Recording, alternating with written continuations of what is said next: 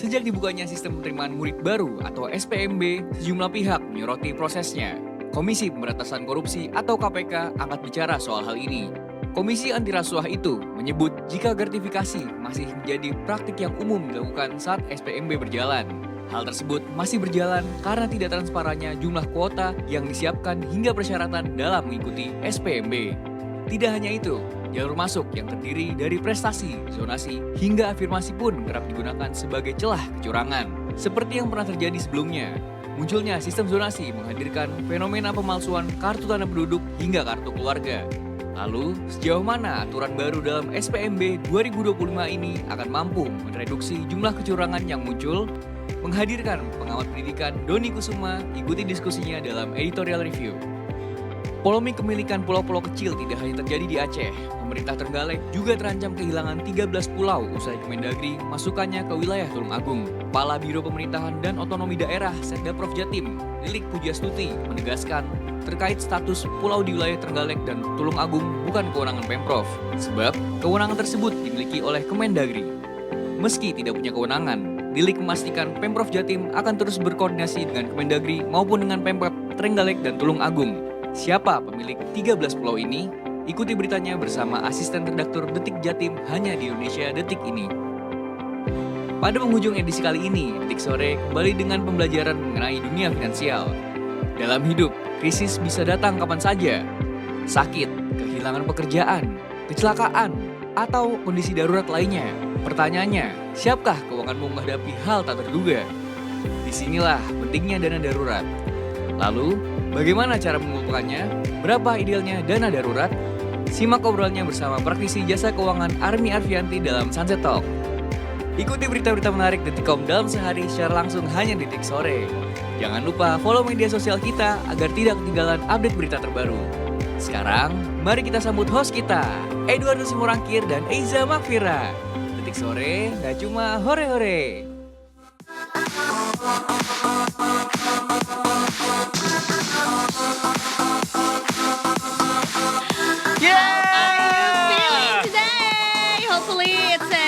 Bagaimana Eiza Mafira setelah kemarin melakukan kegiatan yang sangat menyenangkan katanya, yaitu melakukan pound fit bersama dengan banyak ibu-ibu di seluruh dunia. Betul ya. Untuk detikers yang mungkin kayak apa maksudnya gimana? Karena agak inside jokes ya. Bener. Jadi aku kemarin itu baru saja mencoba olahraga yang ya baru menurutku gitu. Olahraganya sih cabornya udah lama ya, itu adalah pound fit. Di saat orang-orang udah main padel, dia main pound fit. Gak apa-apa, which is okay. Gak apa-apa ya, karena menurut aku juga Bim Sleng juga nyerah.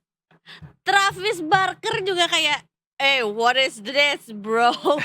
Capek banget. Tapi pound fit tuh berapa lama sih satu sesi? 1 jam. 1 jam. Dan itu non-stop kayak. Ya breaks between songs. Oh gitu, breaknya berapa lama kira-kira? 1 menit, 2 menit?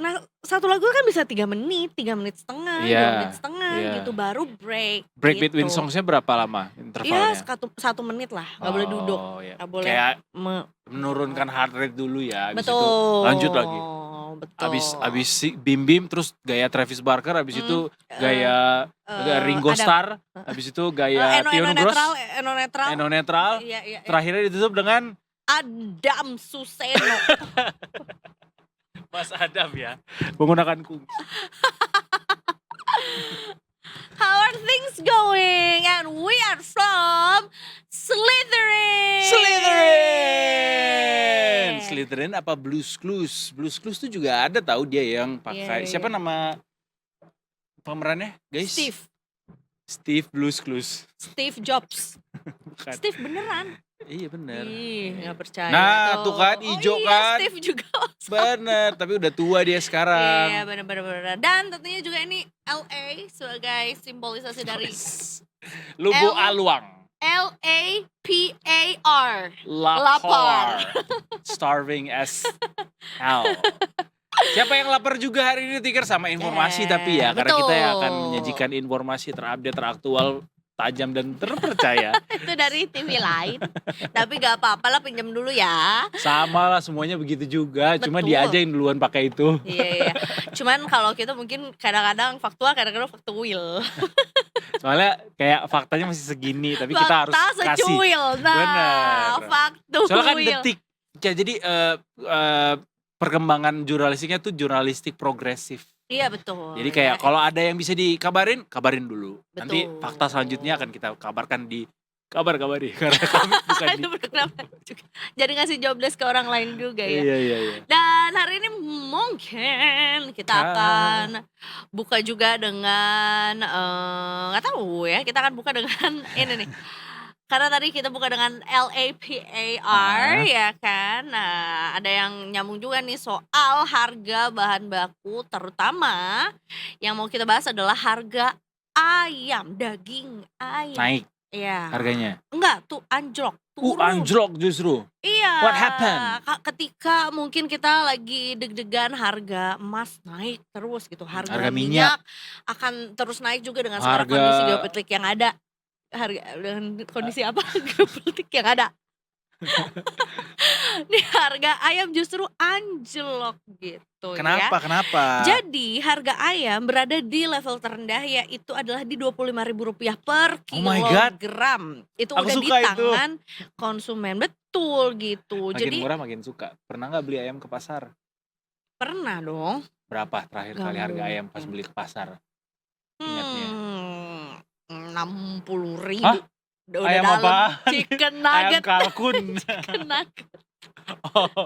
Gue pernah terakhir tuh, tapi kayak 2 tahun yang lalu sih. Harga ayam tuh kisaran 30 ribuan biasanya, Za.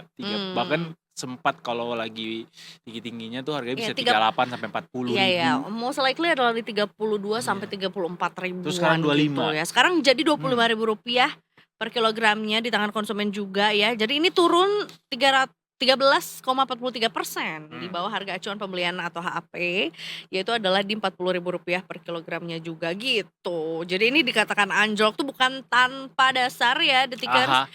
Jadi dikatakan anjlok ketika penurunannya udah lebih dari 10% sampai dengan 20% dari HAP juga gitu. Walaupun sebetulnya mesti di take notes juga bahwa harga daging ayam memang berbeda-beda juga di berbagai daerah gitu ya. Ini untuk Jawa Barat ya, itu di Rp34.176 per kilogram, jauh dari HP 14,56% penurunannya. Ini yang paling murah nih ya, kita cek dulu di Gorontalo, yaitu ada Rp25.859 per kilogramnya. 35% di HP. bawah harga acuan ya. Itu dia. Walaupun sebetulnya nih kita balik lagi ya, di Jakarta ini harganya masih di Rp38.111 per kilogramnya ya, tapi tetap jatuh juga, yaitu adalah 4,72% dari harga acuan pembelian juga gitu. Ini mungkin nyambung juga dengan waktu itu kita sempat bahas juga bahwa sebenarnya kita lagi mengalami deflasi gitu. Walaupun belum dalam persentase atau tingkat yang mesti jadi urgent gitu ya, atau mungkin tinggi, tapi kayaknya ini salah satu ciri-cirinya lah ya, kita mengalami deflasi juga gitu. Jadi memang ya bisa jadi itu runut atau dampak dari yang ada di terjadi deflasi itu ya. Cuma memang ini jadi concern untuk saat ini, makanya tadi di jam 2 siang sebenarnya dari Kementerian Pertanian tuh udah mau ngadain konferensi pers. Udah memanggil teman-teman media untuk menjelaskan hasil investigasi kenapa harga ayam dan juga telur ini anjlok gitu. Kita nantikan bersama Detikers karena memang laporannya juga masih berlangsung sampai saat ini. Tapi tadi yang kita tahu adalah jadwalnya di jam 2 siang nanti. Nah, kita ke berita perang dulu.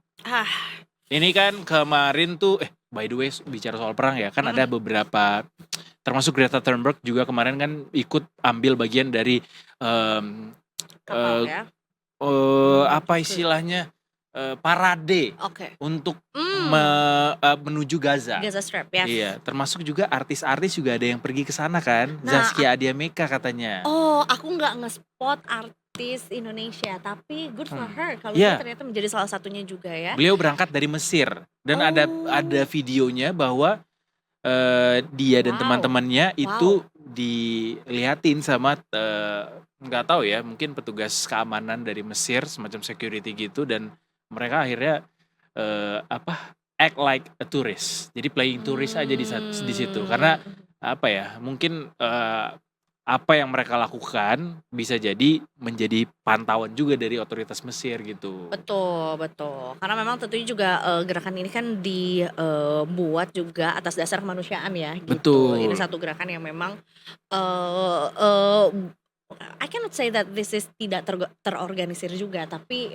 gerakan ini sebetulnya juga untuk ya sebagai bentuk gerakan solidaritas juga gitu. Makanya parade menuju ke apa tuh ke Gaza. Gaza Strip juga gitu ya, Serba bersama sulit dengan ya. berbagai Tadinya kita mau bilang ya kan juga perang itu terjadi dengan ilegal gitu. Kayak nggak adil buat orang-orang yang ada di sana. Tapi kita mau melakukan dengan cara kita, mereka akan mencoba untuk mengeliminirnya dengan sesuatu yang ini ada aturannya nih gini gitu. Jadi kayak serba salah jadinya posisinya kita. Tapi ya mudah-mudahan semua apapun usaha-usaha kita untuk bisa mengakhiri yang namanya perang dan Yes. juga memberikan pertolongan perdamaian di atas dunia ini bisa Setuju. segera terlaksana.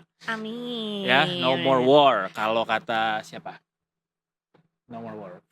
All of us. All of us, betul. Gak usah pusing-pusing Iya, nyari iya. quote dari tokoh mana ya. Nggak usah. All of us All of us. maunya damai aja. Betul Peace, kalau ya, ada dan slang. tentunya juga ya untuk seluruh masyarakat Indonesia jangan berhenti untuk menjadi orang baik ya kan. Iya. Tentunya juga dengan segala kondisi yang ada juga tidak menyebar kebencian juga. Jangan ya kan? kayak ini nih Wakil Presiden Amerika Serikat yang bilang kalau kemungkinan pemerintah Amerika Serikat akan memerintahkan untuk bisa menyerang Iran. Kata-katanya kepada Israel. Ini memang sebenarnya kemarin tuh kan sempat ada gencatan senjata ya. Ada apa namanya diskusi untuk akan dilakukan gencatan senjata. Tapi ternyata nih ketegangan saat ini meningkat kembali karena Presiden Amerika Serikat Donald Trump mungkin akan memutuskan bahwa tindakan Amerika diperlukan untuk mengakhiri program pengayaan uranium Iran yang saat ini katanya menjadi ancaman buat dunia. Nah, ini disampaikan oleh Wakil Presiden Amerika Serikat J.D. Vance, dan Trump disebut sudah menunjuk pengendalian diri yang luar biasa dalam memastikan militer Amerika fokus pada perlindungan warganya. Dan pada ini Trump memperingatkan bahwa pada akhirnya dapat memutuskan untuk memerintahkan serangan Amerika terhadap program nuklir Iran. Ini nih nggak kelar-kelar ya bagaimana nuklir ini menjadi sebuah kambing hitam untuk bisa melakukan serangan-serangan terhadap satu sama lain. Jadi ya mudah-mudahan ini tidak kembali berlangsung lebih lama lagi perangnya, karena kemarin tuh bursa udah sempat hijau lagi. Betul. Karena ada aba-aba gencatan senjata tersebut. Cuma kayaknya ini bakal merah lagi nih, which is akan kita bahas lagi nanti di market review ya, Detikers. Dan nanti juga hari Selasa kita akan bahas soal apa sih sebetulnya efek perang ke ekonomi dalam negeri gitu ya. Jadi buat Detikers juga yang masih pengen cari tahu, nanti hari Selasa kita akan bahas lebih dalam lagi juga ya. Termasuk juga tidak hanya soal Presiden Amerika saja gitu yang akan bicara. Ini sebetulnya jadinya cukup hangat juga karena kemarin sempat mengunjungi Indonesia juga. Siapa? Yaitu adalah Presiden Prancis. Oh, Emmanuel Macron juga ya. Sebelum Dia ke juga, berita itu, apa? kemarin aku lihat di Instagram Macron sama PM-nya Italia yang Lagi perempuan itu. Oke. Aku kasih tunjuk deh. Takut salah. Mereka tuh kayak Mereka berada dalam kan satu lagi frame yang sama. kan mereka lagi perkumpulan G7 nih, which is Italia salah satunya di situ. Nah, ada video yang menunjukkan bahwa si PM-nya Italia ini ngeliat si Macron tuh kayak gitu. Oh, Kayak gitu. mabuk kepayang. Oh, mabuk kepayang bisa jadi. Bukan atau kayak amazed gitu. Iya, Atau tapi kayak mana ya? terpana. terpesona. Mungkin ya, kan kalau media tuh bisa aja nge-framing Iya. ini kayak gimana. Padahal sebenarnya Tapi ya dari kira-kira segala seperti itulah The tapi Tickers. dari sekian banyak facial expressions yang ditunjukkan yang ke-capture yang kayak gitu, yang Benar, itu benar. gitu ya. Oke, kita kembali lagi ke Macron yang menunjukkan perbedaan pendapatnya dengan Presiden Amerika Serikat yaitu adalah Trump ya mengenai apa yang terjadi between Iran dan juga Israel ya. Dia menentang tindakan militer yang lebih keras terhadap Teheran yang tentunya disampaikan juga dapat menyebabkan perubahan rezim di Republik Islam tersebut. Sejak Selasa tanggal 17 kemarin, Trump juga sudah meningkatkan retorika perangnya dengan menuntut penyerahan tanpa syarat pada Iran dan memperingatkan bahwa kesabaran AS ini menipis seiring perang udara Israel dan Iran yang terus berkecamuk gitu ya. Tapi kata Macron adalah kami tidak ingin Iran mendapatkan senjata nuklir. Namun kesalahan terbesar adalah dengan menggunakan serangan militer untuk mengubah rezim karena akan terjadi kekacauan dan juga tanggung jawab kami adalah kembali ke pembicaraan secepat mungkin agar bisa menetapkan kembali ke arah pada masalah nuklir dan juga balistik ini. Jadi intinya adalah Macron mengatakan bahwa program nuklir Iran itu harus berada di bawah pengawasan internasional dan persenjataan rudal balistiknya ini harus dikurangi. Isn't it that way? Karena memang sebelumnya juga kan punya aja, ya kan? Iran tuh punya nuklir aja Iya. dan Tapi diawasi kan- oleh hukum pengawasan internasional and they're not doing anything with it, Iya, right? Ya kan? harusnya. But they were attacked. Ya, Ih, kita ketawa-tawa lagi nanti. Ngomongin perang ketawa-tawa lagi. Maksudnya enggak enlighten maksudnya me. ya ada banyak sekali spekulasi lah soal itu. Ini politik tingkat tinggi sih ya, bagaimana ini bisa akhirnya ada spekulasi begini, spekulasi begitu. Intinya adalah Amerika nggak mau Iran mengembangkan senjata nuklirnya karena itu bisa menjadi risiko besar gitu untuk perdamaian dunia atau keamanan dunia di masa mendatang. Itu aja. Alias Amerika nggak mau, ada yang lebih keren dari gua. Iya, padahal kata Iran ya mau gue bikin martabak kek, mau gue bikin apa kek, serah gue. Kan Amerika punya banyak superhero, bisa. Nanti Superman datang terus kalau misalnya nuklirnya diluncurkan gitu. Nah itu makanya halo. Sebenarnya saya mulai mabuk ke cubung ya. Kita pindah dulu ke Yuk. dalam negeri aja kayaknya ya. Abis ini kita mau ke Jawa Timur. Ke Jawa Timur makan peyek. Cakep. Nih, enak nih ngobrol sama Mbak Mira. Yuk, yeah. Mbak Mira, selamat sore. Selamat sore teman-teman di studio, apa kabar? Kabar baik, harusnya terakhir tadi Trenggalek ya. Karena baru ingat bro. Oh iya, kita akan bahas soal Trenggalek yang katanya terancam kehilangan 13 pulau. Baru aja kita selesai dapat update gitu ya mengenai sengketa. Kalau kemarin tuh sebutannya sengketa pulau antara dua provinsi, tapi yang sudah terselesaikan dengan luar biasa baik lah ya harusnya. Ya, apresiasi terhadap langkah pemerintah akhirnya Betul. dikembalikan.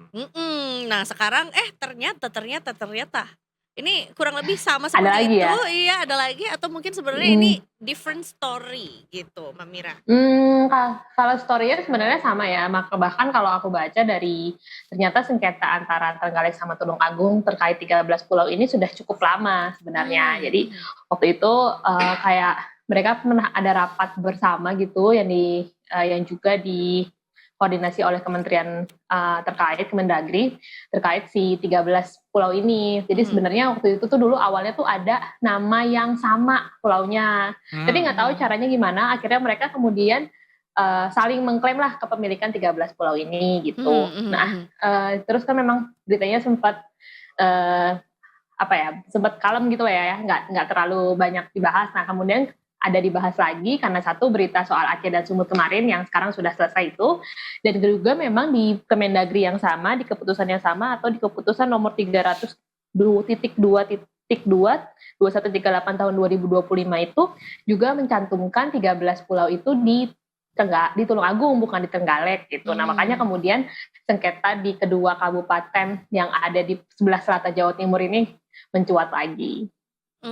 Gitu. Ini justru jadi lebih lebih melebar lagi ya. Kalau kemarin hanya 4 pulau, ini 13 pulau. Banyak juga ya, Mbak Mira ya. Iya, betul-betul banyak-banyak karena memang Trenggalek itu kan di sisi selatannya Jawa Timur ya, selatan hampir perbatasan sama Jawa Tengah. Jadi selatan tengah. Jadi di bawah kalau dari Pulau Jawa tuh di bawahnya. Nah, di Iya. bawahnya si Pulau Jawa yang sekarang kita tempati ini, di bawahnya tuh ada pulau-pulau kecil, mirip sama kayak Pulau Seribunya Jakarta. Jadi ada pulau-pulau kecil, ada beberapa yang berpenghuni, ada yang tidak, tapi kami masih mencoba mendali datanya terkait pulau-pulau tersebut lebih dalam dari teman-teman di lapangan, tapi memang sampai saat ini masih berlangsung prosesnya, jadi belum ada update soal itu.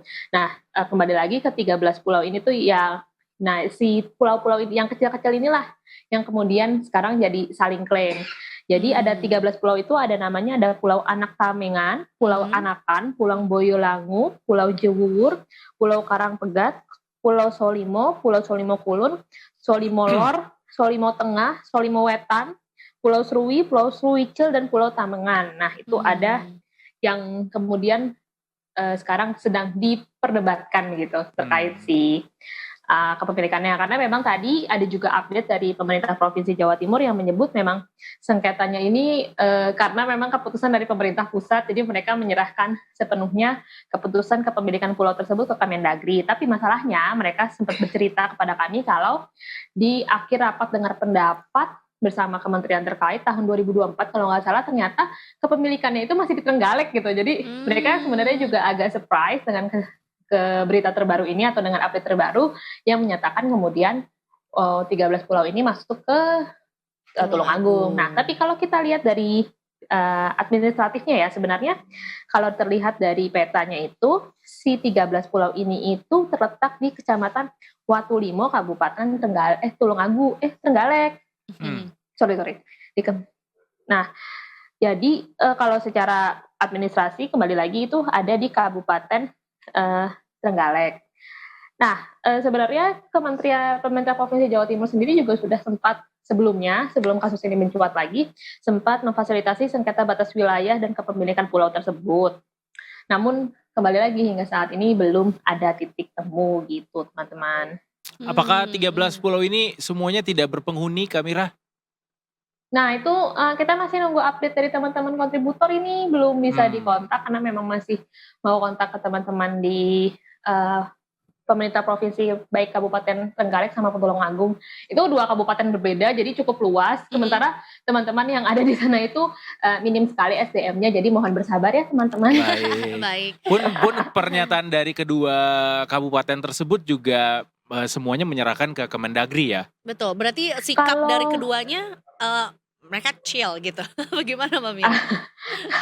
Kalau yang chill kayaknya, bukan chill sih, kayak yang kemudian mengemukakan statement kalau menyerahkan ini ke Kemendagri itu tadi adalah dari Sekretaris Provinsi Kepala Biro Pemerintahan dan Otonomi Daerah Setdaprov Jawa Timur, Ibu Lilik Pujiastuti.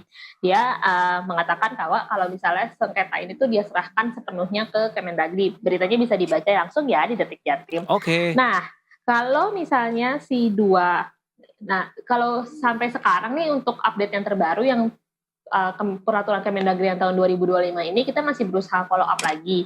Kira-kira bagaimana respon dari teman-teman dari Kabupaten Trenggalek maupun Tulungagung. Tapi dari update yang paling baru, pemerintah Provinsi Jawa Timur sendiri sebenarnya sudah memfasilitasi beberapa kali pertemuan yang dihadiri 2 perwakilan dari kabupaten, perwakilan pemerintah maupun dari kementerian terkait kayak Kemendagri, PUPR, dan lain-lain. Nah ini setelah pas pertemuan ini itu memang karena belum ada titik temu, kemudian kedua-dua wilayah ini sama-sama memasukkan nama ke-13 pulau itu ke RT RW-nya masing-masing, rencana tata ruang dan rencana wilayah masing-masing kabupaten gitu loh. Jadi sekarang 13 pulau ini itu dua-duanya ada namanya ada di dua-dua kabupaten ini. Makanya kemudian statusnya terancam belum gitu ada ya. titik temu, betul. Makanya belum ada titik temu karena memang masih saling klaim kepemilikannya. Tapi kembali lagi memang kalau misalnya dari sisi administratifnya si ke-13 pulau ini berada di Kecamatan Watulimo, Kabupaten Trenggalek gitu. Tapi kenapa Tulungagung memasukkan itu padahal sebelumnya itu ada di wilayah administratifnya Trenggalek? Nah itu tadi kalau misalnya dari beberapa sumber yang aku baca, tapi memang ini harus diverifikasi lebih lanjut ya, bahwa waktu itu sempat ada penamaan yang double, makanya kemudian mungkin ada kesalahpahaman. Baik. Jadi ada sebenarnya waktu pas sebelum si mereka berseteru itu ada sudah ditetapkan misalnya Tulungagung punya berapa pulau, Trenggalek punya berapa pulau. Tapi kemudian ternyata waktu pas dari rapat itu diketahui kalau ada penamaan yang double, termasuk untuk 13 pulau ini yang kemudian dijadi sengketa. Nah itu yang kita masih butuh, memang ada missing link sih di sini. Kenapa kemudian dua-duanya bisa saling mengklaim gitu ya? Iya. Kalau misalnya yang kemarin kan memang sudah jelas gitu ya, itu kepemilikannya punya Aceh, terus ternyata masuk ke Sumatera Utara. keputusannya Sumut, iya, terus kemudian dimediasi gitu ya. Kita berharap juga antara Kabupaten Trenggalek sama Tulungagung mana sama-sama masih berada di Jawa Timur gitu ya, bisa saling segera bermediasi gitu agar 13 pulau ini permasalahannya tidak berlarut-larut juga sih. Karena memang sudah cukup lama kok ini ya, kalau di Trenggalek Tulungagung itu aku baca dari tahun kemarin juga sudah ada, karena kemarin kita sempat lihat kalau ternyata Jawa Timur kan punya banyak pulau-pulau kecil di sekitar wilayah itu ya, terus pas kita lagi riset tentang itu kita baru tahu kalau ada sengketa 13 pulau ini. Nah kemudian mencuat lagi karena ada permasalahan Sumut dan Aceh kemarin gitu teman-teman. Berarti next step-nya apa nih? Apakah ini langsung kasus ini dibawa ke Kemendagri atau seperti apa, Mbak Mira? Nah, memang kalau misalnya dari teman-teman yang ngepost di pemerintah Provinsi Jawa Timur atau di Pemprov itu tadi statementnya gitu ya, tapi mereka kemudian juga bilang kalau mereka siap memfasilitasi hal ini sampai ke pemerintah pusat terkait sengketa ini agar kembali lagi tidak berlarut-larut ya. Terus jadi pemerintah Provinsi Jawa Timur di sini akan bertindak sebagai fasilitator untuk kedua kabupaten supaya bisa mencari titik temu terkait kepemilikan 13 pulau ini, karena kan nggak bagus juga ya buat warganya gitu, semisal ada warganya atau yang ada di situ, karena RT RW-nya bingung nanti kecamatannya ikut siapa, terus RT-nya ikut siapa, administrasi kependudukannya jadi agak lebih sulit ya gitu. Jadi ya kita harap semoga kayak bisa secepat permasalahan Aceh dan Sumut ini beresnya. Jadi tidak lagi ada permasalahan saling klaim pulau. Betul. Kalau ini justru scale-nya lebih kecil lagi ya, karena berada dalam tingkatan kabupaten, Provinsi yang sama. Iya, di provinsi yang sama gitu.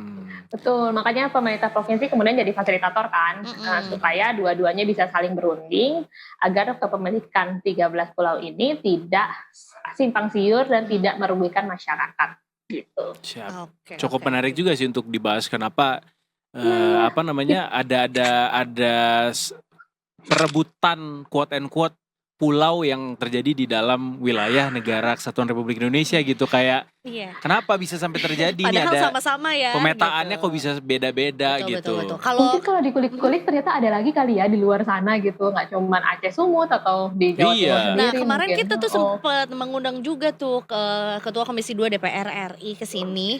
Habis gitu tentunya juga karena ngomongin soal otonomi daerah dan segala macam. Ternyata di Indonesia sendiri dari yang kasusnya kayak gitu tuh ya, sengketa atau mungkin Banyak. double, itu totalnya 70.000 kasus dari Wah. level desa sampai level provinsi gitu. Wah. Jadi emang ya It's always been like that. jadi apalagi sebetulnya kalau misalnya pembatasnya itu mungkin pengarsipannya nggak advance gitu ya. Jadi cuman karena ada pohon, ada sungai, ada patok gitu, ternyata bergeser. Ya bayangin aja ada berapa pulau kita? 16 ribu pulau? Betul, 16.000 Banyak pulau banget ya. Gitu. Jadi syukur. Patoknya kegeser karena angin ya, terus batas wilayah jadi nggak jelas. Betul. Atau ada pergeseran tanah juga bisa. Iya bener. Iya, kayak di Purwakarta kan ada pergerakan Betul. tanah juga kan. Aduh, Betul. baiklah kalau begitu. Berarti saat Baik. ini teman-teman dari Detik Jatim juga masih menunggu update dari teman-teman kontributor ya. Betul, karena tadi terakhir yang kami dapat itu teman-teman kontributor sudah bergerak ke pemerintah pemerintah Kabupaten Trenggalek nunggu konfirmasi. Nanti juga akan bergerak ke Tulungagung untuk mendapatkan konfirmasi serupa. Ya kita harap karena kasus ini mencuat, jadi atensi bersama, jadi permasalahannya tidak lagi jadi berlarut-larut, jadi tidak semakin merugikan masyarakat. Siap. Sekalian juga kita nitip ada potensi sumber daya alam apa di 13 pulau itu sehingga barangkali bisa jadi motif gitu. Atau bahkan mungkin teman-teman kontributor tuh lama karena lagi island hopping. Buat Kayak lagi- neliti satu-satu Iya ya. kayak I think I seru agree ya deh kayaknya. gitu kan. Di pulau ini bisa Kayak, berselancar. Feels like Raja Ampat gitu ya, island hopping, or feels like di Nusa di Nusa Penida gitu ya. Iya, Ya, sama itu betul, tadi betul, soal betul, I agree. apakah memang ada Potensi penduduknya di alam, sana betul. atau enggak gitu ya. Mm-mm. Karena bisa Oke, jadi potensi kantong suara untuk masa depan. Betul, dan PDA juga, pendapatan asli daerah juga ya, Iya. PAD juga ya sebenarnya, apalagi kalau ada wisatanya. Oke, baik, terima kasih banyak sarannya teman-teman. Iya. Ditunggu ya update-nya di Detik Jati. Tentunya selalu Terima dipantau. kasih. Terima Selamat kasih sore, Mbak Kamira. Mira. Terima kasih. Langsung dari Detik Jatim itu dia tadi. Setelah gue pernah kepikiran bisa jadi tuh Jakarta juga rebutan pula sama Banten. Banten kan juga di atas. Di atas angin. Di atasnya Pulau Jawa dan deketan sama Iya, Jakarta. Iya, betul. Dan bukannya itu sempat terjadi ya Kak? Kayak bisa jadi nanti peak dicaplok sama Jakarta. Tuh. Wah, Cici nggak bisa ngamuk itu. Di sana. Mereka mah suka kayaknya. Oke, aku Masuk. masuk ke Jakarta. Ketinggalkan Banten Oh. lah. Aku kaya raya. Tapi lebih ke repot aja ya. Karena kan pasti ngurusin administrasinya from scratch juga gitu. Gampang harusnya, bisa lah. Tinggal di iya, Apa peaknya masuk Banten. Betul. Tapi kayaknya kalau Betul, kita kayak- mereka dicaplok sama Jakarta, mereka seneng. Iya, I want to gitu. Baiklah, aku tuh tadi kepikiran ya kalau kita nggak ada warna putihnya, jadi baju Squid Game. Oh iya benar. Kita break dulu. Kita break dulu, Detikers. Sampai sini kita balik lagi. Masih ada ngomongin soal lalu lintas, ngomongin soal sistem penerimaan murid baru, ngomongin juga soal dana darurat. Masih banyak deh pokoknya. Masih di Detik Sore. Gak cuma ore-ore, capek nih back sound-nya.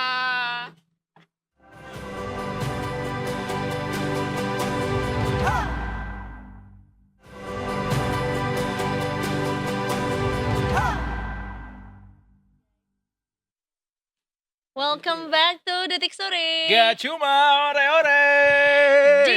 Di pertengahan minggu ini kita cek dulu kondisi lalu lintas di kota Jakarta dan mungkin sekitarnya ya. Tapi kita cek Hari ini dulu. mendung banget. Ya kan, Bisa kemarin jadi hujan ini besar. udah hujan sih di luar.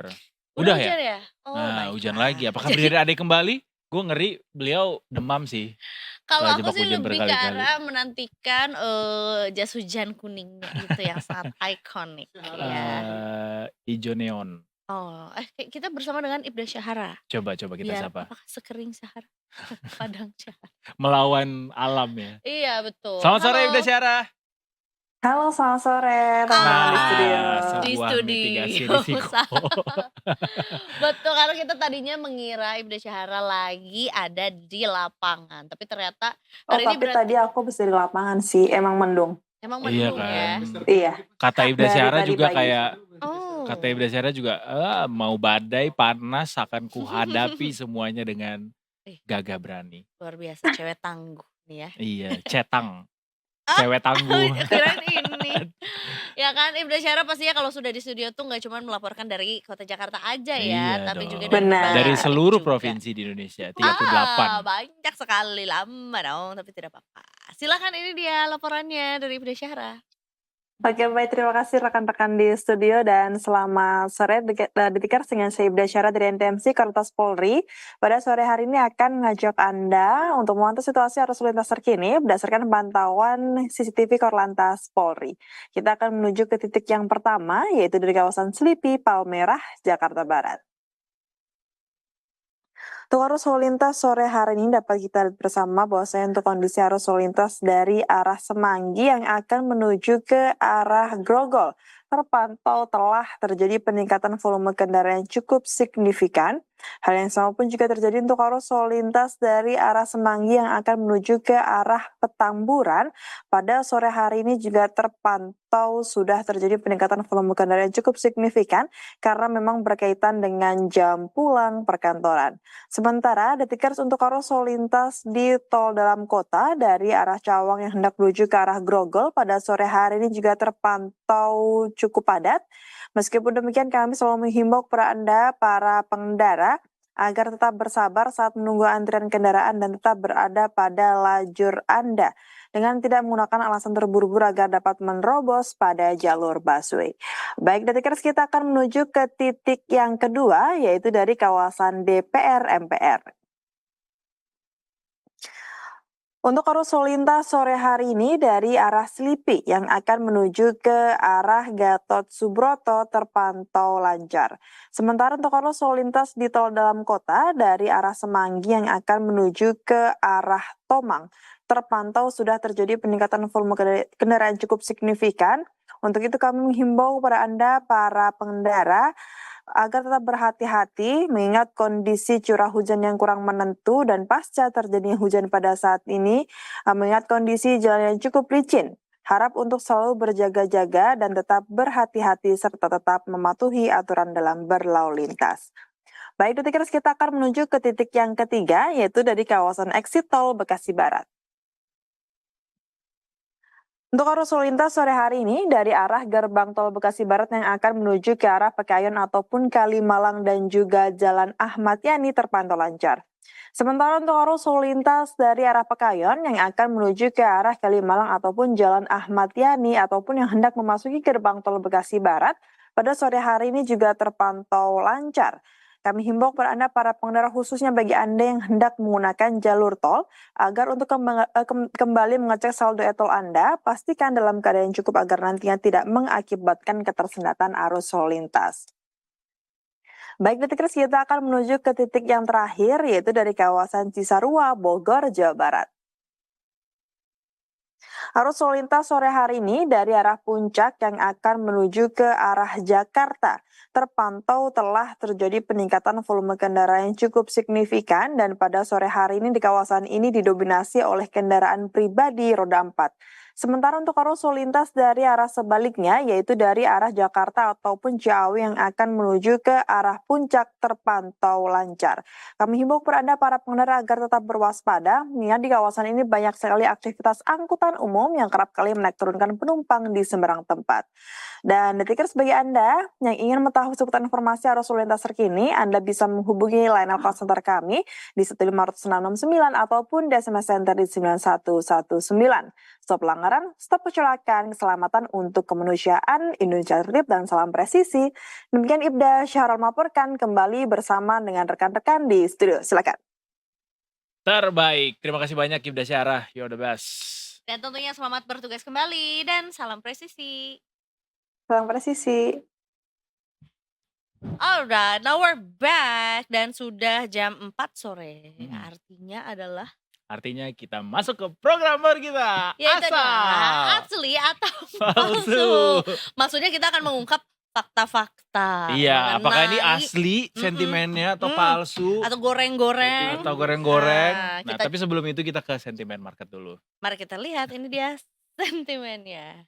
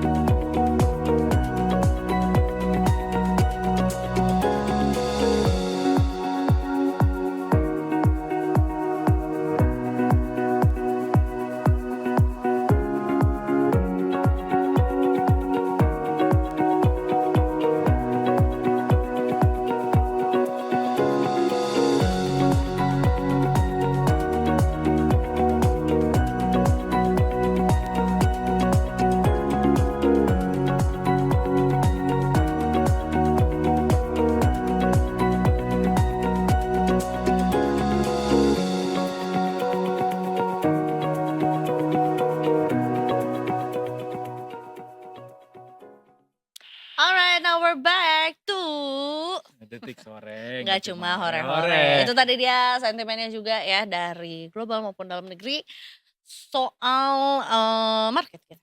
Perdagangan hari ini kita akan kembali bergabung bersama Mega Capital Securities. Di studio udah hadir Surya Insomnia di sini. Tiba-tiba Surya udah jadi analis ya. Iya. Mas Fadel Muhammad Iqbal. Halo. Selamat sore Mas Sore, Fadel. Selamat sore. Kita sudah tutup nih ternyata marketnya karena udah jam 4 lewat 6 WIB ya. Coba Za, berapa market hari ini? Hari ini ini bukan yang di belakang tapi mirip-mirip sih sebetulnya ya. Karena hari ini sebetulnya turun-turun lumayan lah. Turun-turun lumayan tuh Turun-turun gimana? manja. Bukan bertahap. Oh. Turun bertahap di angka 7.107,789 dan turun sebanyak 48.063 poin atau 48 poin. 48. Oh, salah. 48.000 poin mah kita langsung minus 48 poin atau 40.000. 0,67% Nah, itu dia. turunnya Jadi hari di ini. level 7.107 ya sore ini mendaratnya ISG. Kita ke Mas Betul. Fadel dulu. Mas Fadel, Ya. gimana rasanya dibilang mirip sama Surya Insomnia? Halo. Gak usah dijawab Mas, kita ke market Mas. Market hari ini sebenarnya dipengaruhi lebih banyak oleh sentimen apa Mas? Tadi kita bicara soal perang Perang. Iran dan Israel juga sama Israel Iran. itu ternyata naik lagi ya Berpengaruh ya. sentimen Iya, benar. perangnya gitu. Apakah Ya. itu jadi salah satu pengaruh besar hari ini atau ada lain? Dari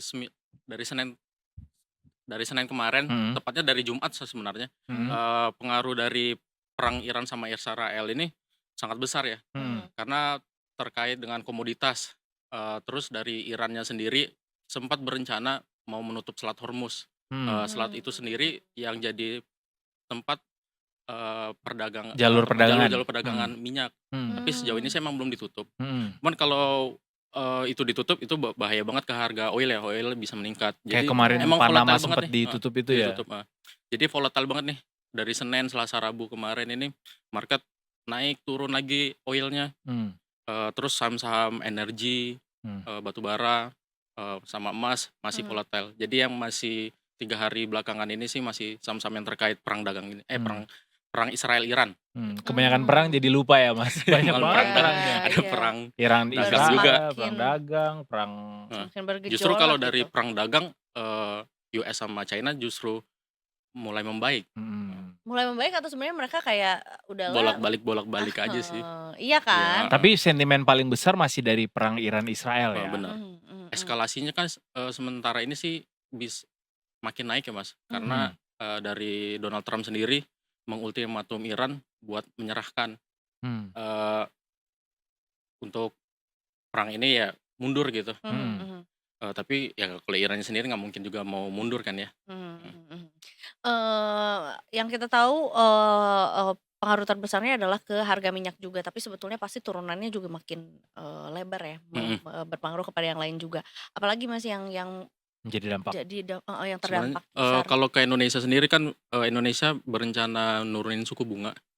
Sebenarnya itu bisa potensi bagus ya ke market Indonesia ya, untuk saham-saham banking sama properti. Cuman karena ada eskalasi terkait perang ini, Jadi BI jadi ya. nahan lagi nih. Tadi sekitar jam 2 BI Rate itu menahan suku bunga di 5,5. Itu yang bikin market kita tertekan lagi nih hari ini. Jadi kalau investor yang mulai siap-siap buat saham-saham banking mungkin bisa wait and see sama nunggu harganya disupport. Jadi masih bisa tunggu dulu deh. Jadi market tuh yang tadinya udah adem gara-gara perang dagangnya Benar. sudah melemah tendensinya, kemudian muncul nih perang dan akhirnya terjadi lagi kekhawatiran, ketidakpastian, dan akhirnya BI pun akhirnya harus mengubah kembali ya Betul. peta jalannya untuk nurunin Nurun suku suku bunga sampai akhirnya hari ini tadi baru aja rapat Dewan Gubernur memutuskan menahan suku Menahan. bunga acuannya di level 5,5%. Karena kan kalau diturunin bisa bikin rupiah makin melemah. Iya. Kemarin rupiah udah sempat 16.200-an, sekarang berapa turun ya, lagi 16.300 lagi. Oh udah di 16.300 lagi ya. Takutnya kalau diturunin makin anjlok lagi rupiahnya. Iya oke. Dan juga soal Ini kita tuh kemarin kalau nggak salah dapet kucuran dana juga dari World Bank juga ya, pinjaman itu berpengaruh juga nggak sih sebetulnya sama market?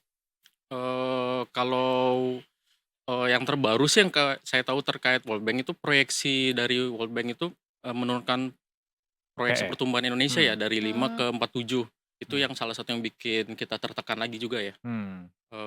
Kalau itu ikut jadi sentimen juga. sentimen jeleknya. Itu sih. Oke. Oke. Dan kalau dilihat dari saham, boleh nggak Mas di-share ke kita hari ini apa aja saham yang berhasil mencuri gain cukup tinggi gitu di tengah atau Mhm. masihkah ada sektor yang menguat gitu ya di tengah pelemahan hari ini cukup dalam lah 0,67%. Yang menguat hari ini mungkin yang bisa diperhatikan masih menarik itu ada saham ESA, itu masih terkait dengan sektor Tambang gas, ya, iya. gas, oil, terus energi, saham-saham energi, kemudian beberapa saham-saham properti udah mulai ada yang rebound nih Mas. Oh. Kalau menurut Apakah saya sih gara-gara rumah karena subsidi? salah satunya iya tuh, karena Masa? Karena- CTRA Ciputra Ah. itu kan salah satu yang pengembang yang buat terkait penerima rumah subsidi nih yang Betul. jadi pengembang. Hmm. 2 hari terakhir sih pergerakan harga sahamnya sendiri sih udah mulai Naik. ada rebound ya. Apa tuh sentimen Hmm. terbesarnya? Apakah mereka mau Ya karena mereka yang dapat proyek tersebut. Oh, Proyeknya, oke. karena akan berjalan gitu Iya, ya proyeksi rumah subsidi Lipo ini gimana juga. Lipo? Kan Lipo Eh, bikin yang- mock-up-nya tuh kemarin. Iya, yang kemarin. Paling disorot tuh dia. LPKR, BKSL itu hari ini sih naiknya lumayan juga ya. Hmm. Oke. Mungkin sentimennya juga terkait BI rate juga sih Mas. Oke. Kalau Oke. emang ternyata nanti diturunin, ini menarik banget ya. Tapi masihkah melihat perkembangan ekonomi hari ini di tengah ada sentimen perang di Timur Tengah gitu, ruang penurunan suku bunga dari BI masih seberapa luas Mas untuk bisa dilakukan di bulan depan? Mungkin kita lebih perhatiin di US-nya ya. Nanti malam kan ada FOMC meeting lagi. Kalau dari US-nya sendiri ada potensi penurunan di bulan Juli sama September, Indonesia potensi buat penurunannya sih makin besar ya Mas. Konsensus marketnya turun apa? Turun sih ya. Oh ya? 25 basis point dulu paling ya. Tapi BI Sorry, yang buat FOMC apa yang buat FOMC FOMC sih kemungkinan besar masih hold dulu ya. masih tahan tahan. ya.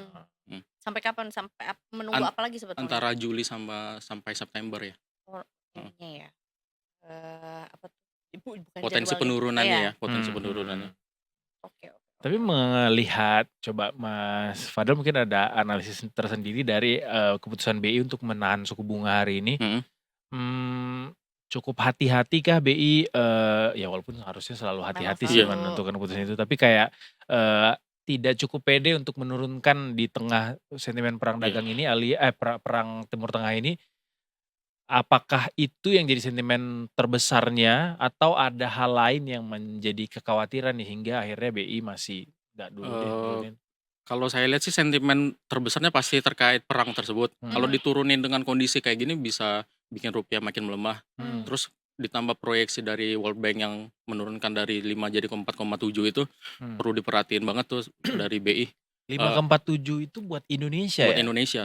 Pertumbuhan kita yang sebelumnya diproyeksiin 5% bakal tumbuh per tahun jadi 4,7. Makin Terus panjang tuh ya perjuangannya ya. terus kalau misalnya emang kita nurunin suku bunga tadi misalnya diturunin tapi ternyata US nggak nurunin, itu kan spread kita sama luar makin gede, jadinya potensi outflow-nya makin besar ya. Jadi sebenarnya keputusan BI sendiri sih Sudah keputusan cukup. yang hati-hati bagus ya. Yes. Sangat hati-hati. Dan kalau dilihat dari grafiknya sebenarnya ISG itu dalam 1 minggu terakhir memang cenderung Sideways ya, kalau menurut saya. iya sideways, Sideways. dan itu batas terendahnya ada di 7.090 loh. Alias berpotensi kah kembali ISG dengan perang yang hari ini masih belum usai bisa turun lagi nih sampai ke bawah 7.000? Kalau ngelihat Psikologis. 2 hari tersisa minggu ini kemungkinan besar IHSG masih bisa bertahan di atas 7.000 ya Mas. Oke. Kecuali ada berita yang tidak terduga lah dalam kayak di hari Jumat atau Sabtu besok ini. Kayak perang itu sendiri kan baru ada waktu di hari Jumat itu yang bikin indeks mulai turun dari 7.200-an. Mungkin kalau untuk IHSG sih saya rasa bakal konsolidasi di area 7.000 aja. 7.000 sampai 7.200-an. 7.000 sampai 7.000. Enggak sampai belum bisa makan makan ke turun. 6 ribuan mungkin enggak ya? Oke. Kita beralih juga ke yang mungkin The Tickers bukan next step-nya ya, tapi apa-apa yang bisa langkah yang bisa dilakukan sama The Tickers juga ketika ngelihat angkanya segini gitu. Mungkin ke buat mereka yang risiko investasinya, profil risikonya rendah, kemana nih bagusnya untuk saat ini dengan kondisi yang sekarang? Atau yang moderat kemana, yang agresif kemana, Mas? Dengan kondisi kayak gini mungkin kalau buat nasabah moderat bisa ke reksadana pendapatan tetap ya, atau membeli obligasi. Itu returnnya lumayan cukup bagus kalau dibandingin suku bunga sekarang kan. Kalau untuk yang agresif mungkin bisa wait and see dulu deh dengan kondisi market yang lagi bergerak sideways begini. Tapi kalau lagi kayak gini buat yang agresif apa saham yang menarik buat mereka? Buat pendek kayak kemarin saya bilang copi-copi itu bisa di saham Copi-copi. energi sih. Jadi ingat Masih, lagi. masih. Iya, Oh. iya. Karena harga minyak Udah, masih akan naik terus. Buat pendek-pendek aja 1 hari 2 hari. Oke, Karena masih volatile banget ya.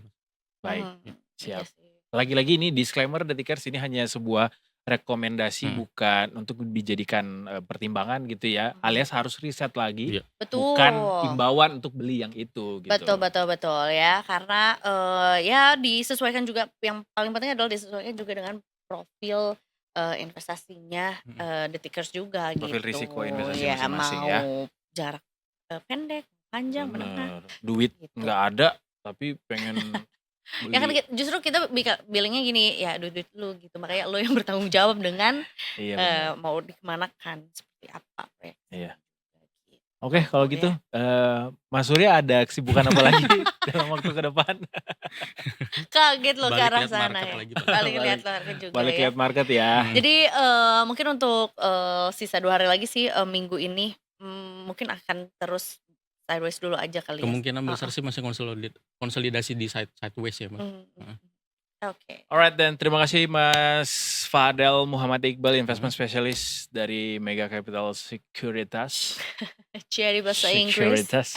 Hari ini sudah sharing sama Iya. kita juga ya, dan tentunya Detikers bisa ceki-ceki juga lah ya. Ceki-ceki bisa, copi-copi kalau berani. Betul Iya gitu. kan? Kalau misalnya mau nge-reach Mas Fadel dan juga tim Mega Sekuritas, mungkin ada caranya kalian? Bisa mengkontak customer service investasiku atau Mega Capital Securitas. Di? Ya hafal nggak nomornya? Di sosial medianya. Di sosial media investasiku. Bisa. Itu lebih gampang. Sekarang kalau nomor HP tuh kayak Iya. Udah ada dicatat dulu. link tree-nya di situ ya. Aman aja gitu. Terima Habis kasih ini- Detikers, tapi but don't go anywhere karena kita masih akan ada sampai jam 5:30 nanti. Kita masih punya amunisi yang bombastis, fantastis Wow. dan Spektakuler. lainnya. Tetap di Detik Sore. Nggak Gak cuma cuma ore-ore. ore-ore.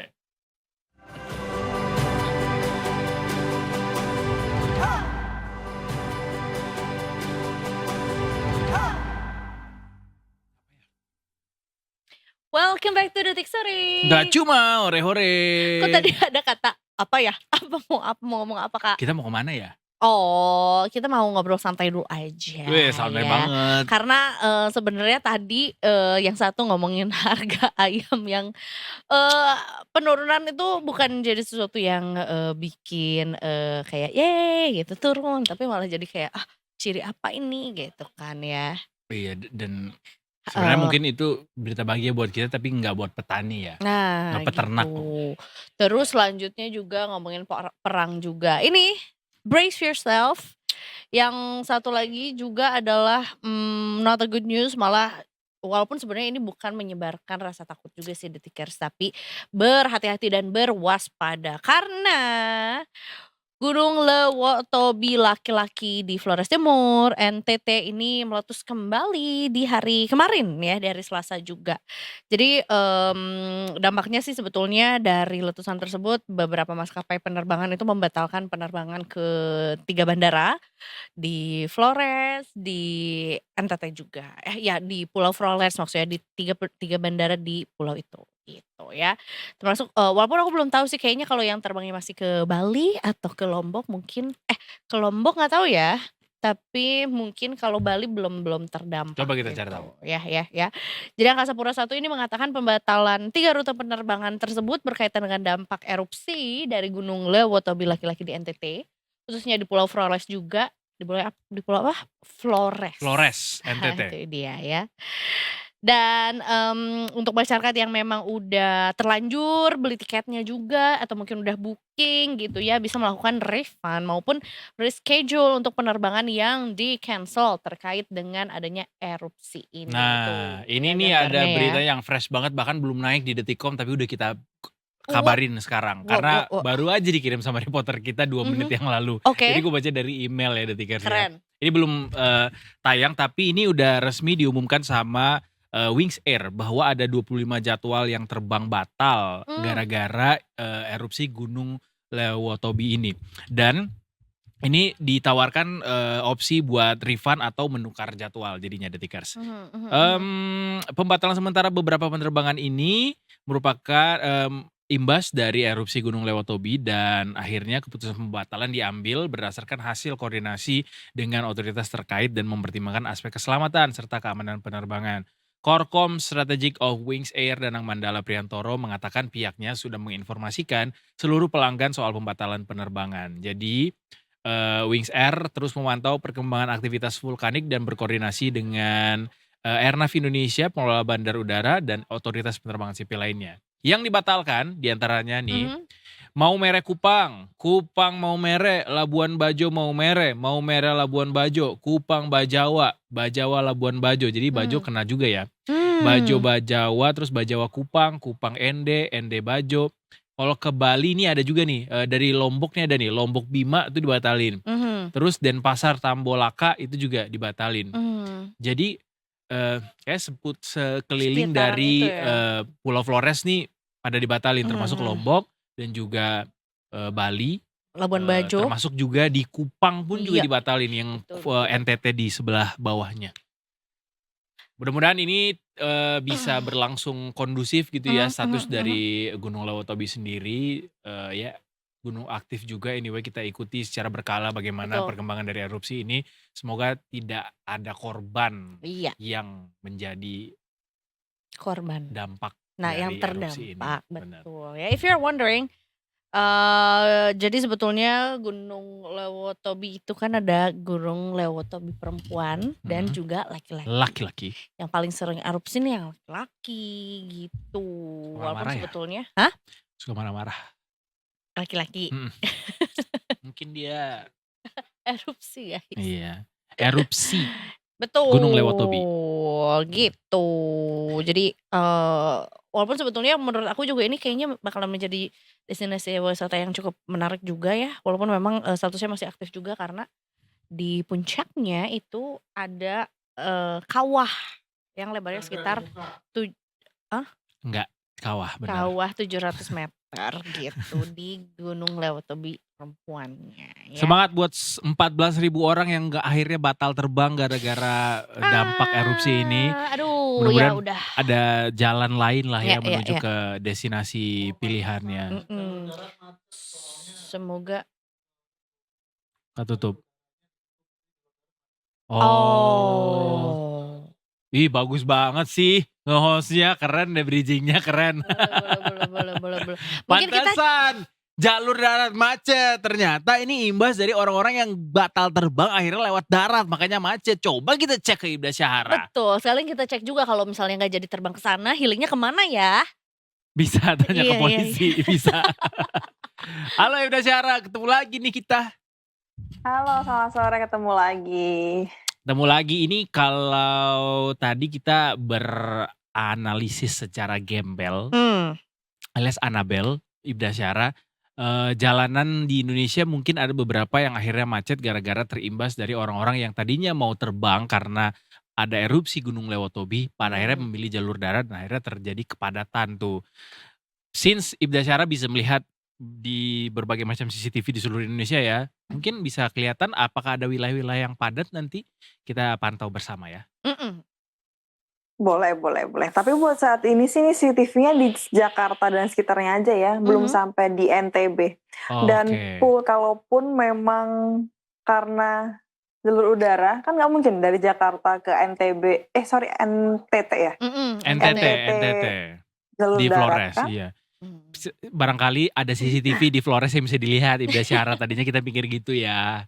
Betul. Tapi ternyata Belum, Jakarta belum. dan sekitarnya aja nih yang sekarang. Iya. Baiklah, it's alright. Kita ceki-ceki juga karena ini karena mendung, karena hujan, memasuki jam pulang kantor. Nah, mungkin ada jalan-jalan yang ada baiknya dihindari gitu. Yoi. Ya, Coba kita dengarkan laporan dari Ibda Syahara. silakan.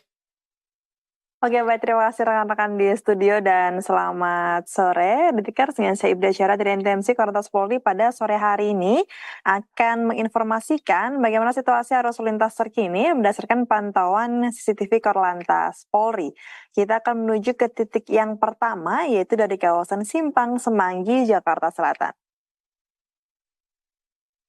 Untuk arus lalu lintas sore hari ini dari arah Gatot Subroto yang akan menuju ke arah Senayan ataupun Selipi terpantau telah terjadi peningkatan volume kendaraan yang cukup signifikan. Hal yang sama pun juga terjadi untuk arus lalu lintas dari arah sebaliknya juga terpantau ramai. Sementara untuk arus lalu lintas dari arah Semanggi yang akan menuju ke arah Kuningan ataupun Cawang melalui tol dalam kota pada sore hari ini juga terpantau ramai namun masih terbilang lancar. Sementara untuk arus lalu lintas di tol dalam kota dari arah sebaliknya yaitu dari arah Kuningan ataupun Cawang yang akan menuju ke arah Semanggi pada sore hari ini juga terpantau cukup ramai. Kami menghimbau kepada Anda para pengendara khususnya roda 4 agar untuk kembali mengecek nomor kendaraan Anda. Mengingat di sekitaran kawasan ini menerapkan sistem ganjil genap yang mana pada hari ini tanggal 18. Makanya kendaraan berplat nomor genap saja yang dapat melintasi sekitaran kawasan ini dan bagi Anda pemilik kendaraan berplat nomor ganjil dapat mencari jalan alternatif lainnya. Baik, Detikers, kita akan menuju ke titik yang kedua yaitu dari kawasan JPO Tebet, Jakarta Selatan. Untuk arus lalu lintas sore hari ini dari arah Semanggi yang akan menuju ke arah Cawang terpantau terjadi peningkatan volume kendaraan yang cukup signifikan. Sementara untuk arus lalu lintas di jalan arteri dari arah sebaliknya yaitu dari arah Cawang yang akan menuju ke arah Semanggi terpantau lancar.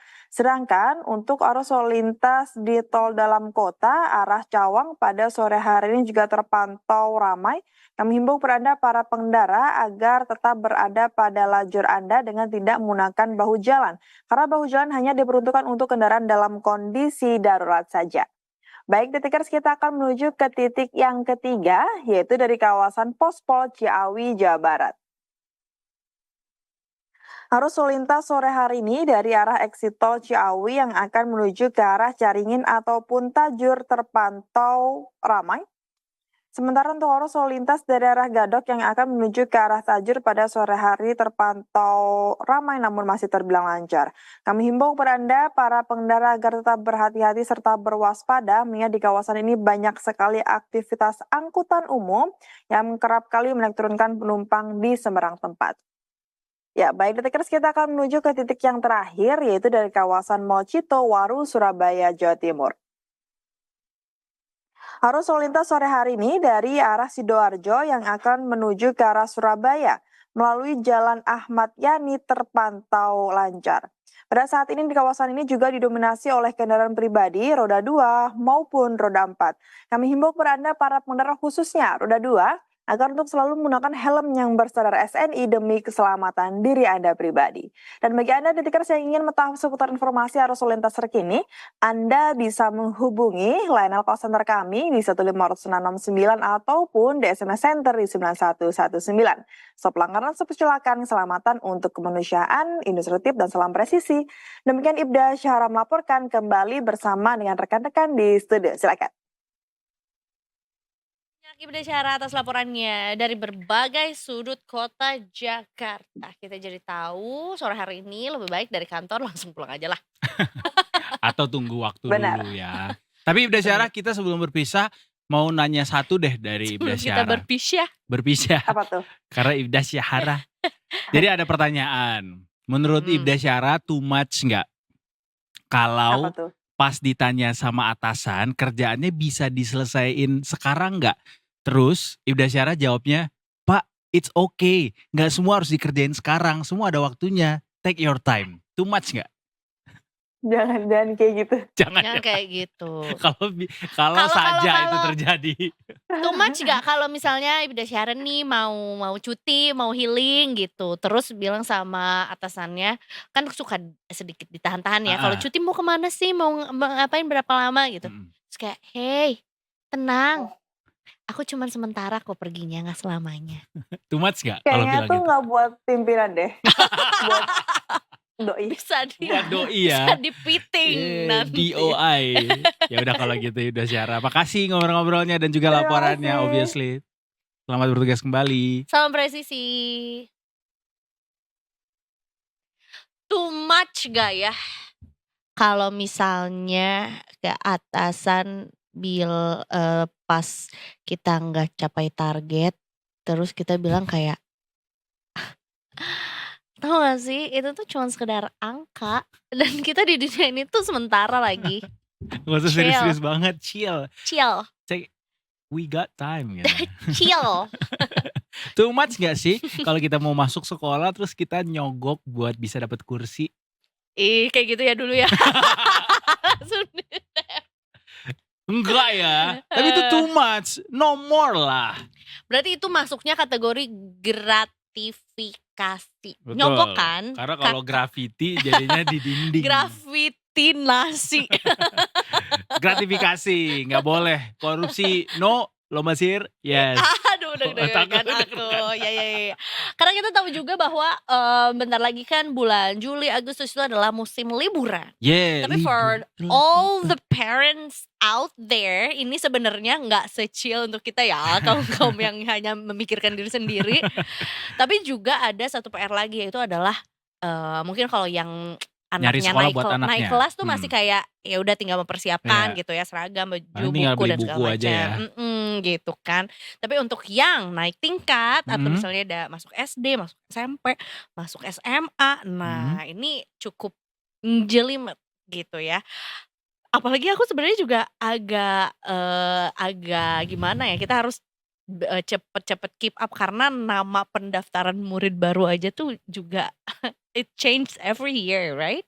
Betul. Kayak SPMB, PPMB, PPDB, Ya, sekarang SPMB.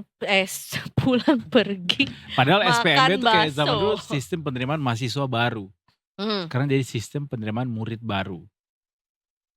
Ya sama aja kan sih? Yes.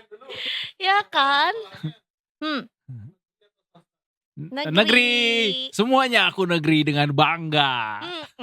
Tapi belum ini ya, dapat bos. Aku udah dapat bos. Enggak. Karena kan udah lulus pas bos ada. Iya. Aku baru naik nih bosnya. Aku adalah bos. Ada sih, pas sudah lulus baru dapat bos. Yaitu bos atasan ya, SE. Iya benar. Nah, yang sebenarnya jadi tantangan banget Detikers dan juga Eiza, kenapa ini diwanti-wanti ya ada kecurangan untuk SPMB ini karena jangan sampai ada kecurangan maksudnya. iya, karena yang bakal daftar untuk cari sekolah baru ini jumlahnya luar biasa, ada 9,6 juta anak di seluruh Indonesia. Can you imagine 9,6 juta ini bisa diapain gitu kalau ada orang yang curang gitu. Karena ini jadi kayak peluang lah buat mereka untuk bisa copi-copi kalau istilahnya Mas Fadel tadi itu ya. Betul. Ditambah lagi juga sebetulnya sistem penerimaan sekolah juga kan ada ininya ya, ada TNC-nya lah sama kayak kita juga mau daftar pekerjaan gitu ya. Kalau mungkin dulu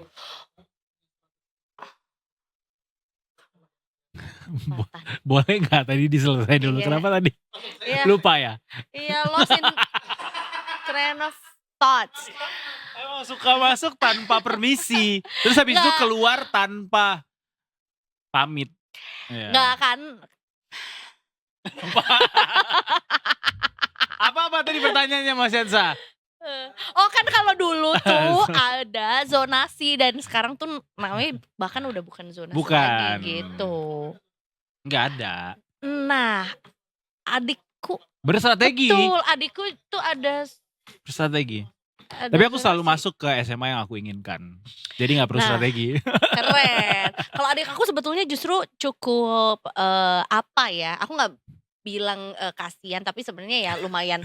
Karena kan gini, pada saat naik Tapi lo kelas udah mengedepankan kasihan itu, dia pas dengar ini kayak, maksud lo mau bilang gua kasihan? karena maunya bilang kasihan. Nama gua dong. Terus Karena tadinya kan pada saat kelas 1 atau kelas 2 SMP tuh udah, oh iya aku mau projecting ke SMA negeri ini Mm-mm. yang agak jauh gitu.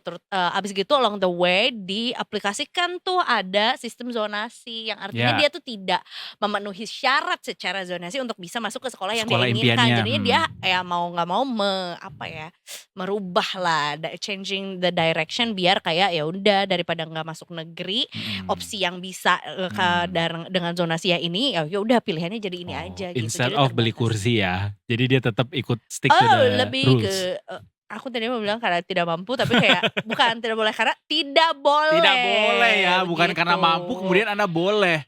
Iya, gitu. Benar. Ya Jadi kan? memang sistem penerimaan murid baru ini adalah jargon baru gitu ya, diksi baru atau istilah baru untuk di sejumlah daerah nanti mulai dari SD, SMP, SMA, SMK. Nah, ini disampaikan bahwa kita harus turut mengawal ini bersama untuk menjaga prinsip-prinsip berkeadilan, transparan, akuntabel supaya semua orang tuh punya kesempatan yang sama dalam mengejar sekolah impiannya masing-masing. Betul. Ini jadi satu sistem baru. Jadi kemarin juga Tangannya mana? Tangannya mana?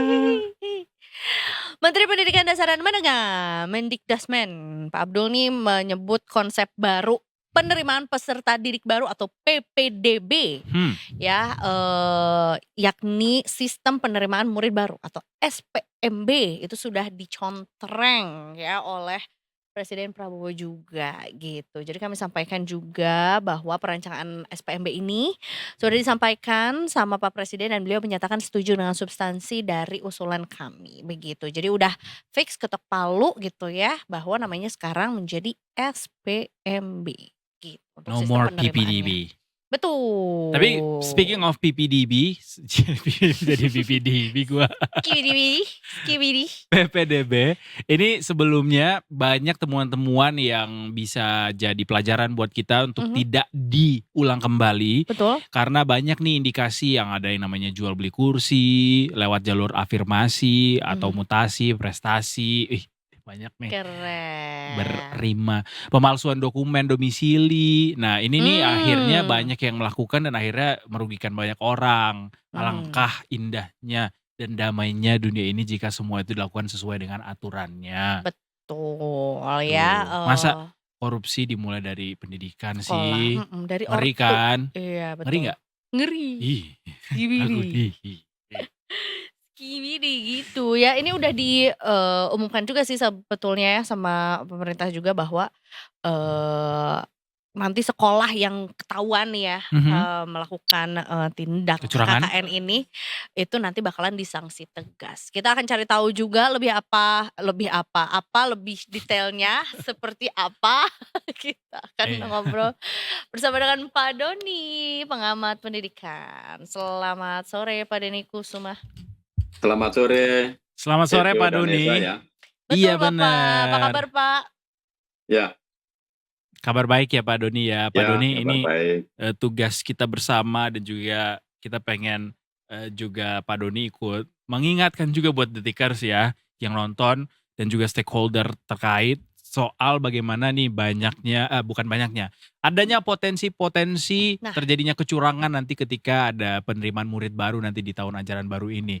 Mungkin dari catatannya Pak Doni barangkali bisa disampaikan dulu apa saja indikasi-indikasi kecurangan yang bisa terjadi nih yang harus kita waspadai nanti untuk penerimaan dengan sistem baru nih Pak, SPMB. Nama baru sebenarnya ya. Dan juga ada sistem yang berubah juga baru. Anyway. Ya, sebenarnya kalau persoalan penerimaan siswa baru dari dulu sampai sekarang itu berkutatnya hal yang sama. Tetapi saya melihat pemerintah pelan-pelan mulai memperbaikinya ya sehingga tidak banyak bisa kecolongan-kecolongan baik itu dari sisi sistem, dari sisi peraturan maupun dari pengawasannya di lapangan. Tetapi namanya juga manusia ya, selalu mencari cara bagaimana dia bisa mengakali peraturan dengan main pintu belakang, lalu kemudian dengan istilahnya jual beli kursi yang istilahnya ya orang banyak tahu lah ada jual beli kursi, tapi mereka sangat canggih untuk Mengelabui itu. kemudian istilahnya apa menyembunyikan data-data dan informasi, tapi praktik itu ada, itu kecurangan ada banyak sekali terjadi. Nah, ini kan sebenarnya harus dilihat akar persoalannya di mana itu ya, karena ini kan ada masalah sistem, ada masalah market yaitu pasar, ada permintaan dan penawaran, lalu kemudian ada perilaku, jadi masalah kejiwaan atau masalah pribadi itu sendiri. Jadi Masalah mental ya, saya bisa mengatakan masalah mental atau sikap dari individu. Nah, ini kita harus petakan dengan jelas, karena kalau individu itu memang mentalnya sudah korup, mau ngambil jalan pintas, dikasih aturan apapun dia akan berusaha menerobos. Nah, itu yang pertama. Yang kedua, memang faktanya adalah kursi sekolah negeri itu terbatas dibandingkan dengan anak-anak yang akan masuk. Nah, ini menimbulkan permintaan dan penawaran kan tidak seimbang. Maka harga menjadi lebih mahal kan. Nah, harga yang lebih mahal ini menjadi celah bagi banyak orang untuk bisa mengakses ke sekolah negeri. Karena itu kita harus ingat juga keputusan MK yang kemarin itu, di mana pemerintah daerah harusnya bertanggung jawab terhadap anak-anak yang tidak bisa masuk ke sekolah negeri karena keterbatasan kuota, sehingga dia itu harus terpaksa sekolah di sekolah swasta, padahal dia itu masuk di dalam pendidikan dasar 9 tahun, harusnya dibiayai oleh negara. Maka di dalam sistem penerimaan siswa baru yang sekarang ini kan, pemerintah berusaha berkomunikasi supaya pemerintah daerah bertanggung jawab, karena di era otonomi daerah itu tugas pemerintah daerah lah yang kemudian memberikan akses pendidikan kepada anak-anak. Jadi bukan dengan cara menambah kursi di sekolah negeri atau menambah ruangan, tetapi bekerja sama bermitra dengan sekolah-sekolah swasta, dan itu dibiayai oleh pemerintah. Maka mereka harus berbicara dengan DPRD untuk mekanisme pembiayaannya dan lain-lain. Sehingga mekanisme untuk penerimaan siswa baru ini terkait juga dengan kebijakan besar tentang wajib belajar yang 9 tahun yang sampai sekarang masyarakat ada yang protes, ini wajib belajar menurut undang-undang itu dibiayai oleh negara, tapi kok masyarakat harus membayar. Itu yang harus diperhatikan, Edo dan Esa. Baik, seperti yang kita ketahui juga bahwa tujuan, salah satu tujuannya mungkin ya Pak ya, adalah biar pendidikan itu mengalami pemerataan juga. Jadi tidak ada satu sekolah yang diunggulkan dibandingkan dengan yang lain. Tapi kan pada kenyataannya juga di lapangan ada sekolah yang lebih lebih unggul lah gitu ya dibandingkan dengan yang lain. Akhirnya banyak yang tertarik untuk mendaftar ke sana. Untuk fenomena ini seperti apa gini pandangan Bapak? Ya, sebenarnya kita harus membedakan antara sekolah unggul dengan ketersediaan akses. Baik. Sekolah yang unggul itu konsep atau persepsi dari masyarakat, dan masyarakat itu melihat sekolah unggul itu bisa bermacam-macam, tidak harus semuanya sekolah negeri.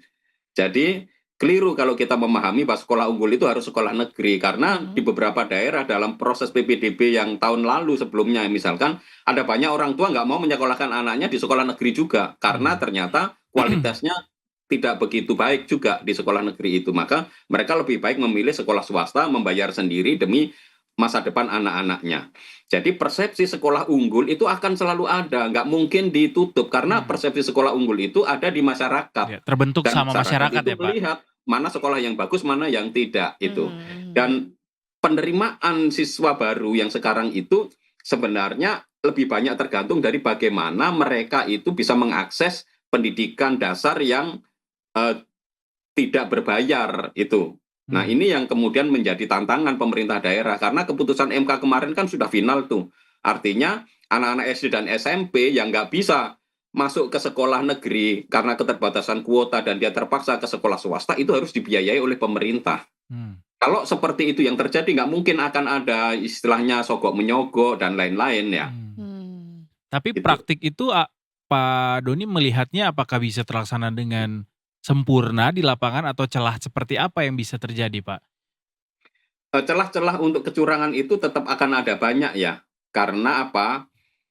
Orang kan ingin menyekolahkan anaknya di sekolah yang bagus. Dan kriteria untuk masuk ke sekolah yang bagus ini kan ada 3 kriteria tuh, berdasarkan domisili, berdasarkan prestasi, dan juga berdasarkan jalur mutasi kan, perpindahan. Nah ini membuat kesempatan banyak orang untuk masuk di sekolah itu menjadi terbatas. Nah mereka caranya bagaimana? Ya lalu dengan orang dalam biasanya. Nah modus-modusnya biasanya kalau sudah ada sistem online, tiba-tiba itu sistem online-nya mati. Ya.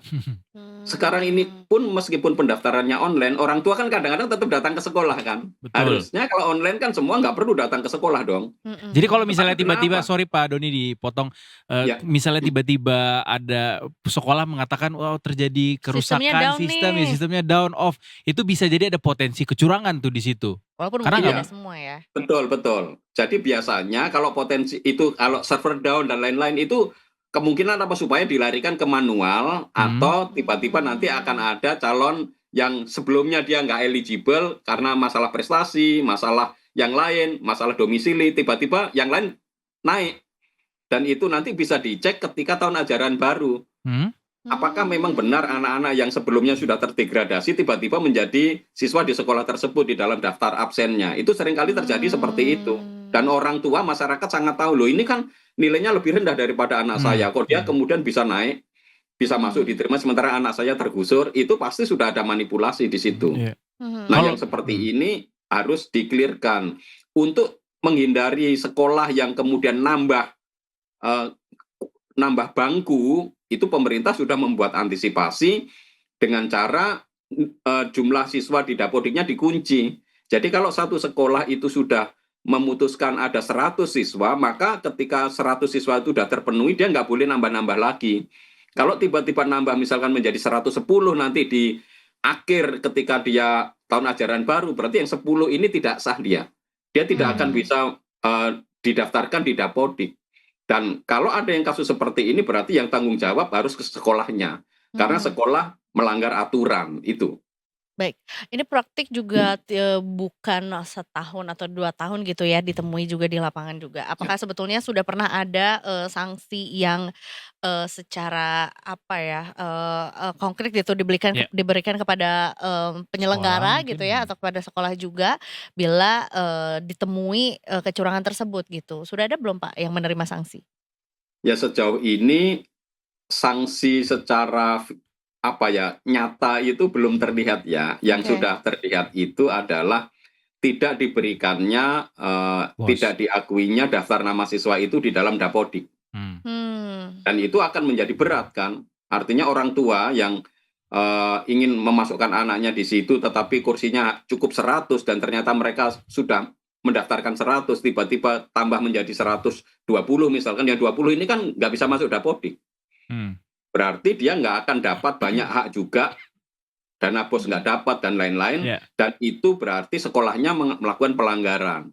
Nah ini yang sampai sekarang memang hukumannya bukan sekolahnya yang dihukum, tetapi anak ini nggak bisa didaftarkan di Dapodik. Jadi ke Selama ini siswanya. seperti itu yang sudah terjadi, tapi untuk sekolahnya, kepala sekolahnya atau orang tuanya yang memaksa seperti itu saya rasa sanksinya belum ada ya sampai sekarang itu. Karena pada akhirnya ketika itu terjadi gitu ya, sanksi yang sudah dilakukan sejauh ini, ke siswanya secara keseluruhan jadinya Iya, yang betul. dipersulit ya dampaknya gitu. Dan bisa jadi justru sekolah atau penyelenggara malah jadi kayak nih ke siswanya your own gitu. Iya, Padahal bener. sebetulnya mereka juga yang memfasilitasi lah ya. Mungkin. Iya betul, Atau karena jadi. yang tahun lalu kan kemudian orang tua bingung, lalu anak saya bagaimana kalau nggak terdaftar di sini gitu Iya, kan. benar. Karena di kementerian sudah ditutup datanya gitu. Kalau begitu perlu Pak ada sanksi bagi sekolah atau oknum-oknum gitu ya di penerimaan siswa baru ini Pak. Apa Ya, sanksinya? menurut saya baiknya? perlu sih, terutama yang memanipulasi data-data Dukcapil ya. Yang seperti itu kan sebenarnya pemalsuan, itu kan tindakan kriminal ya. Pidana harusnya ya. Pidana itu sehingga bisa diproses untuk tindakan pidana seperti itu. Pak Doni, kalau melihat hal kecurangan-kecurangan yang terjadi sejauh ini, selama ini gitu, kecurangan ini sistemik atau cuma berjalan di antara oknum-oknum penyelenggara aja Pak? Atau memang by system itu memang dimungkinkan gitu? Saya rasa kalau by system itu tidak ya. Karena sistemnya semakin ke sini itu semakin baik. Jadi tinggal memperbaiki sistem saja. Karena kalau sebelumnya itu misalkan kenapa ada banyak manipulasi, karena domisili dihitung dari kakaknya gitu kan. Nah semestinya kan kakaknya harus diperjelas di dalam aturannya keluarga inti gitu. Sehingga nggak bisa satu kakak itu berisi dari 20 keluarga. Itu menjadi bisnis dari Ya, orang-orang yang tinggal di dekat sekolah-sekolah favorit jadinya benar. kan. Betul. Nah ini harus jelas, sebenarnya gampang. Kalau aturannya jelas, maka penindakannya juga jelas. Tetapi seringkali yang sebelumnya itu memang nggak jelas, hanya pokoknya dia masuk di KK minimal 1 tahun terakhir, maka mereka berbondong-bondong itu 1 tahun terakhir untuk coba pindah KK, meskipun nggak ada keluarga inti di sana. Nah ini harus dikurangin, gitu. Jadi setelah PPDB diganti dengan SPMB, apakah masih mungkin kecurangan-kecurangan itu terjadi, Pak Doni? Ya kecurangannya mungkin terkait dengan domisili ya. Jadi kan domisili itu kalau orang disebut berdomisili kan sebenarnya minimalnya 3 bulan tinggal di situ, dia berdomisili di situ. Nah saya masih melihat ya proses sekarang ini untuk proses kecurangan-kecurangan itu sedang kami data-data juga gitu ya. Saya coba mengumpulkan data-data apakah modusnya masih sama atau tidak, itu masih di dalam proses gitu ya. Baik. Tetapi saya rasa seperti yang di tempat-tempat lain beberapa juga masih ada kejadian itu, terutama misalkan nih yang untuk afirmasi ya, untuk yang keluarga miskin itu kan ada temuan juga bahwa orang yang sebenarnya mampu tetapi masuk melalui keluarga afirmasi. Nah itu kan yang seperti ini kan sebenarnya perlu dihilangkan ya. Jangan sampailah kita mengambil haknya anak-anak dari keluarga yang tidak mampu, yang memang mendapatkan kuota untuk itu gitu. Baik. Pak Doni sekalian satu lagi, mungkin buat detikers yang barangkali ke depan mungkin menemukan ada kecurangan-kecurangan yang terjadi ketika melakukan proses pendaftaran gitu, what to do Pak? Apa yang mereka harus lakukan ketika menemukan kecurangan-kecurangan itu? Ya, kalau ada kecurangan, pertama harus dikumpulkan data-datanya, didokumentasikan, lalu kemudian ada laporan ke Inspektorat Jenderal di Kemdikdasmen ya. Jadi gunakan kanal-kanal itu untuk membuat pelaporan, tetapi juga masyarakat bisa kerjasama dengan jurnalis dan wartawan untuk kemudian mengawal proses sistem penerimaan murid baru di sekolah-sekolah, karena memang yang seperti ini harus ada kontrol dari masyarakat dan wartawan, karena kalau tidak ya akan terjadi manipulasi, kecurangan, kong kali kong, lalu jual beli kursi yang di Jawa Barat, Depok itu banyak terjadi, di Tangerang juga, dan itu semuanya di bawah tanah ya, dan nggak bisa dibuktikan itu ya, karena memang semua sudah tahu sama tahu, dan itu kan sebenarnya menghalangi hak-hak anak Indonesia untuk memperoleh akses pendidikan sesuai dengan potensi dan kemampuannya. Dan ini kan tidak adil kalau anak yang seharusnya bisa masuk tetapi tidak masuk hanya gara-gara orang lain yang melenggang gara-gara dia bisa bayar. Nah itu kan tentu sesuatu yang berupa tidak adil ya.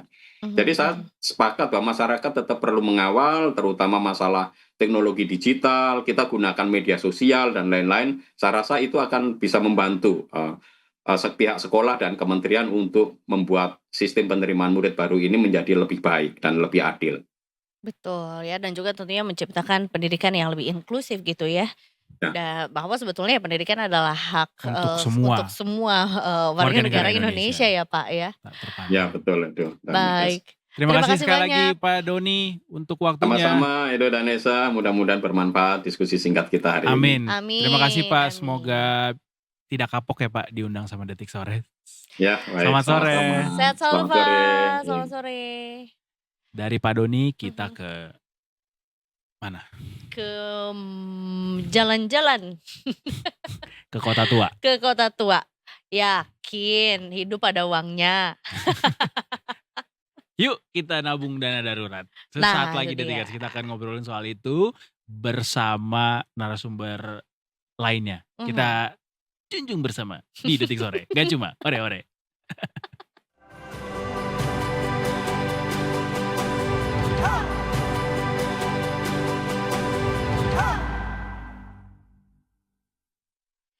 Welcome back to Detik Sore. Gak cuma ore-ore. Apa tuh kayak mau kita junjung Nah. hari ini? Kita membawa kepala kita ke segmen terakhir ini Detikers. It's Betul. the last but not least. Karena ini gak kalah penting dari isu-isu lainnya yang kita sudah bahas sepanjang hari ini. Betul. Dan gue tuh ngerasa kayak waktu hari ini ngebaca apa yang akan kita bahas sore hari ini di Sunset Talk. Gue tuh kemarin baru banget nge-repost satu postingan, ada cewek gitu ya, seumur gue mungkin kali ya. Terus dia bilang kayak katanya disuruh mempersiapkan dana darurat. Nggak dikasih tahu aja kita tiap hari darurat. Boro-boro. Boro-boro gitu Tapi ya. emang iya, untuk yang satu ini orang tuh kerap lupa.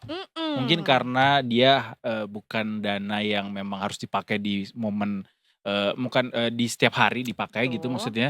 Tapi justru ini yang harus pertama kali dikumpulin dulu justru sebelum yang lain-lain dilakukan gitu. Betul, dan beli sepatu baru itu bukan darurat. Bukan ya.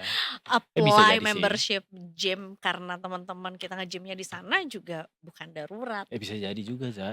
Kalau dia pelari itu darurat sepatu. Kalau dia binaraga bisa jadi gym darurat. Binaraga lu. Ya udah kita langsung aja nyapa narasumber kita sore ini ada Ibu Armi Avianti, praktisi jasa keuangan dari Star Asset Management. Selamat sore. Welcome to Detik Sore, Bu Armi. Selamat sore, Detikers. Selamat sore. Bu Armi, tuh kan tadi kita ngomongin soal Sudah sangat cerah di sini. dan dari ya temanya sunset banget karena kita lagi di Benar. Sunset Talk gitu ya. Kita ngomongin soal dana darurat yang nggak tahu aja nih kita tiap hari daruratnya kan sebenarnya itu tadi dia menurut aku nggak darurat, menurut Kak Edo tuh darurat. Kok bisa begitu? Darurat tuh sebenarnya apa Apa? yang Iya. benar secara Definisi. keuangan Iya, gitu. jadi kalau dana darurat itu adalah dana yang benar-benar kita sudah persiapkan, tapi benar-benar nggak boleh dipakai buat apa aja, nggak boleh dipakai-pakai gitu loh. Jadi masih stay. Kalau tiba-tiba ada keadaan darurat, itu dana udah ada gitu. Karena keadaan darurat itu kita nggak pernah tahu kapan terjadinya gitu Iya. kan. Bisa besok, bisa masih lama, atau mungkin nggak Nggak kejadian terjadi juga gitu ya. Tapi kita masih punya. Jadi Benar emang nggak harus- tadi kalau misalnya kondisi darurat itu based on event gitu, alias tergantung ini POV dari siapa gitu, atau memang ada event atau kondisi spesifik tertentu bahwa yang kayak gini doang nih yang dikategorikan darurat gitu. Oke, jadi kalau darurat itu adalah memang POV tertentu gitu kan dari setiap orang gitu. Tapi menurut saya ya, kalau kondisi darurat itu memang keadaan di mana kita pada saat tertentu harus mengeluarkan dana yang mungkin dalam skala belum tentu kalau hari-hari kita tuh langsung mampu bayar gitu maksudnya gitu. Jadi kita harus siapin gitu. Jadi sebenarnya kalau mungkin kalau dirangkum dengan lebih gampang, dana darurat itu dana yang dalam suatu ketika kita harus gunakan secara besar dari biasanya dan pada saat itu juga gitu. Gitu. Itu harus dipersiapkan. Kayak kondisi misalnya PHK, Betul. itu bisa dipakai tuh dana daruratnya. Bisa. Atau kemalangan. Iya, kemalangan, musibah, ada Iya, tabrakan, musibah. kemudian ada sakit gitu. Bisa itu kayak gitu. Berarti kalau dana daruratnya adalah kayak aduh teman-temanku udah pakai Adidas Samba aku belum. Darurat nih keadaannya Bu Armi. Darurat Eh, engagement. Enggak, ya Enggak sih. salah. Itu enggak. Tet. Tapi benar nggak Tot. tadi aku bilang kalau misalnya dia adalah seorang pelari dan dia butuh sepatu nih beli yang baru, apakah itu bisa di-consider sebagai sebuah kondisi darurat yang akhirnya harus pakai si dana darurat ini untuk bisa beli sepatu Iya. itu karena kurang dananya? Ya kan kita ngelihat statusnya atau jobnya dia tuh yang utama memang pelari gitu kan. Nah pelari itu memang yang utamanya itu memang menggunakan sepatu gitu. Kalau dia nggak pakai sepatu dia Nggak bisa kerja. lari gitu, nggak bisa kerja kayak nggak bisa kerja. Dan ya mau nggak mau itu harus misalnya memang harus beli, dan kalau sepatu pelari kan kalau itu mahal ya gitu kan. Ya itu bisa dikategorikan pakai dana darurat, itu masih diperbolehkan sih dibandingin tadi sepatu yang Buat di Instagram Buat gitu sosial ya. baru launching harus beli gitu kan. Iya kan kayak aku harus sama sama Jennie Blackpink. Oke, kita anggota Blackpink. Oke, Bu Armi, berarti aku tuh percaya sebetulnya kondisi orang beda-beda gitu ya, dan dana darurat untuk satu dan orang yang lain juga pasti beda juga. Nah, dana atau jumlah dana darurat pun juga buat orang tuh masing-masing pasti beda kan? Iya, beda, benar. Ada cara ngitungnya Iya. atau gimana?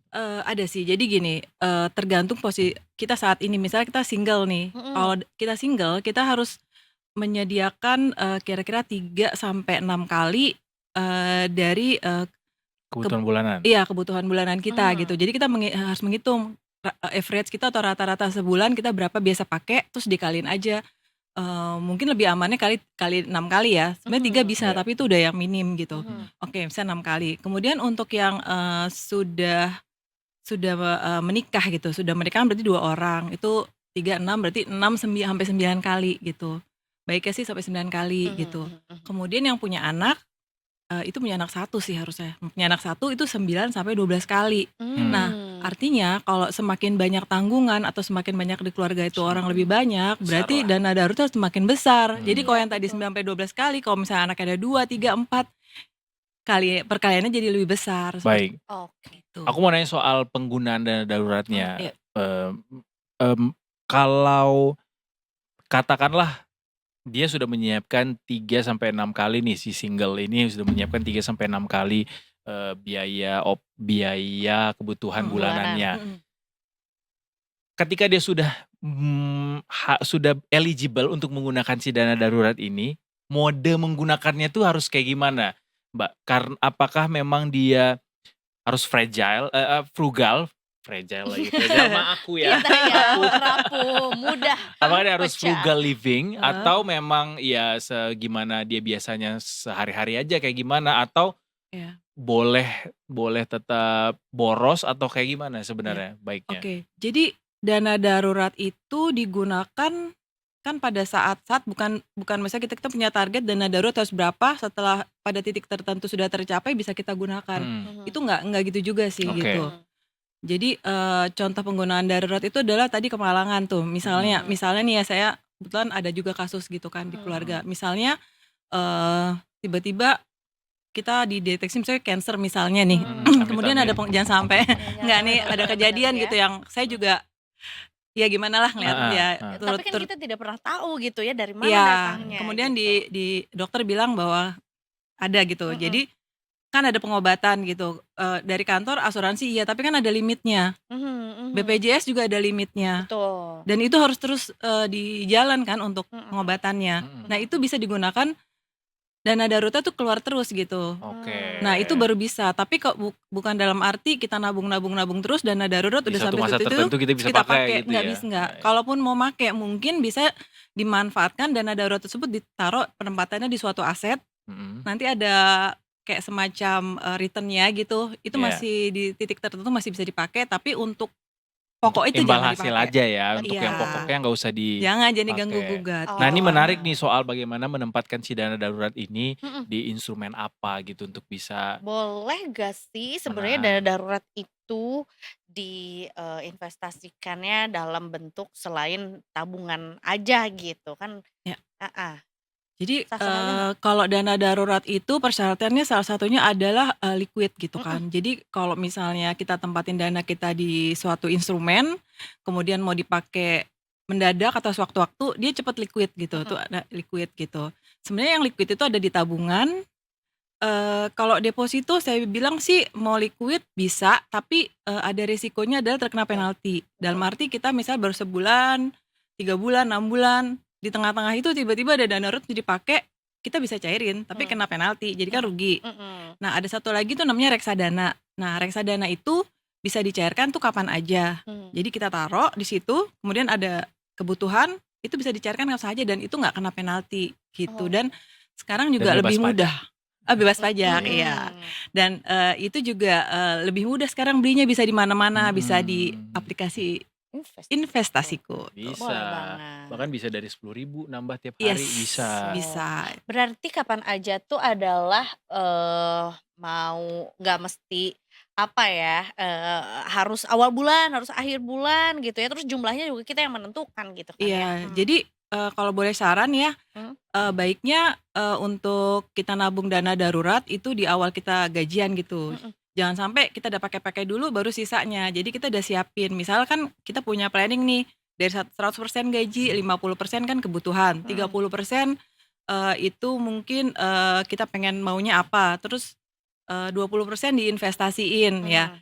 Nanti kita, yang berarti yang 50% kebutuhan kan, berarti yang 30 sampai 20 kita bisa ambil di yang, kita pengennya apa, di 20 kita ambil 5%, di bagian yang investasi juga bisa dibagi 2, 10 sama 10. Dalam arti mungkin yang 10%-nya investasi bisa dipakai kapan aja, tapi yang 10%-nya lagi nggak boleh gitu. Jadi, kita bisa bagi-bagi persentasenya di awal ketika baru gajian. Ya. Terus kalau bisa rekeningnya jangan yang mudah diambil ya. Soalnya kalau yang gampang itu tiba-tiba Betul, gampang habis. ngairinnya. Iya, Jadi harus susah. dibedain ya Mbak ya. Kalau Yes. bisa passwordnya lupain aja. Nggak bisa diakses nanti tiba-tiba juga jadi milik orang lain. Iya, Kayak Boleh. kalau membuka password itu harus dengan effort yang luar biasa Iya, gitu, harus alias Face pergi ID. dulu ke Geneva untuk bisa mengakses Repot. di sana, terus buka berangkas di sana. Tapi kan sekarang kalau udah ada niat mau password lupa mau apa tetap Iya aja lagi, tetap bisa bener. buka. Tinggal forgot password ya Mbak. Iya.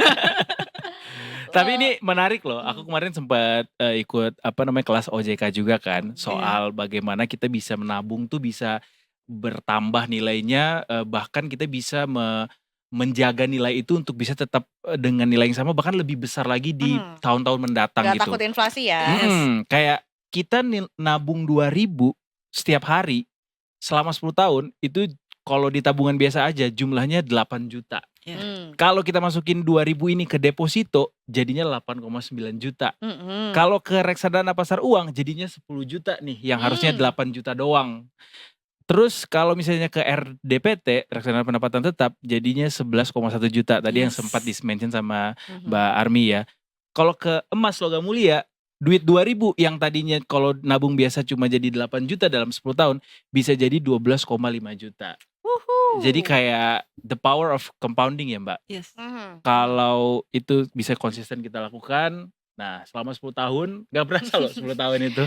Oh gitu ya, untuk seseorang yang udah usia 60 nih. Tapi apa obstacle-nya dari anak-anak muda atau mungkin generasi sekarang lah Bu Armi soal mereka Bisa kok ngumpulin belum dana darurat. iya ngumpulinnya nggak mudah gitu ya. Terus kemudian juga mager berinvestasi juga. Karena Biasanya banyak apa coffee alasannya? shop. Nah mungkin Iya, itu jadi apa obstacle-nya iya anak saya mereka? juga gitu ya. Maksudnya gini, mereka apa ya? Mereka tuh kayak pengen ada sesuatu, pengen mencapai sesuatu, pengen gaya lah. Udah buat ini dulu sampai nabungnya nanti gitu kan. Terus tiba-tiba gajian berikutnya masih pengen ini nih. Akhirnya nggak nabung-nabung tuh. Adik saya juga ada yang kayak gitu tuh. Akhirnya nggak ada yang nabung. Nah, jadi emang harus dipaksa sih, karena ya gimana ya? Memang itu kebiasaan dari diri kita, kemauan dari diri kita gitu. Jadi ya kalau kita lusin gitu aja nggak akan bisa nabung sih sampai kapanpun. Dan ya itu rekeningnya harus pisah. Kalau nggak tiba-tiba jadi hilang, mencair dengan sendirinya. Mencair, menguap. Iya. Bahkan katanya tuh harus dibikin 5 rekening. Oh. Mulai dari rekening kebutuhan tuh beda, rekening gaya hidup beda, rekening dana darurat beda lagi, rekening investasi beda lagi. Mungkin kantong-kantong uangnya kali ya. Iya, kalau rekening investasi tuh nanti kita tuh punyanya rekening Dana nasabah. reksadana. Jadi RDN ya. ya rekening RDN itu buat di sekuritas.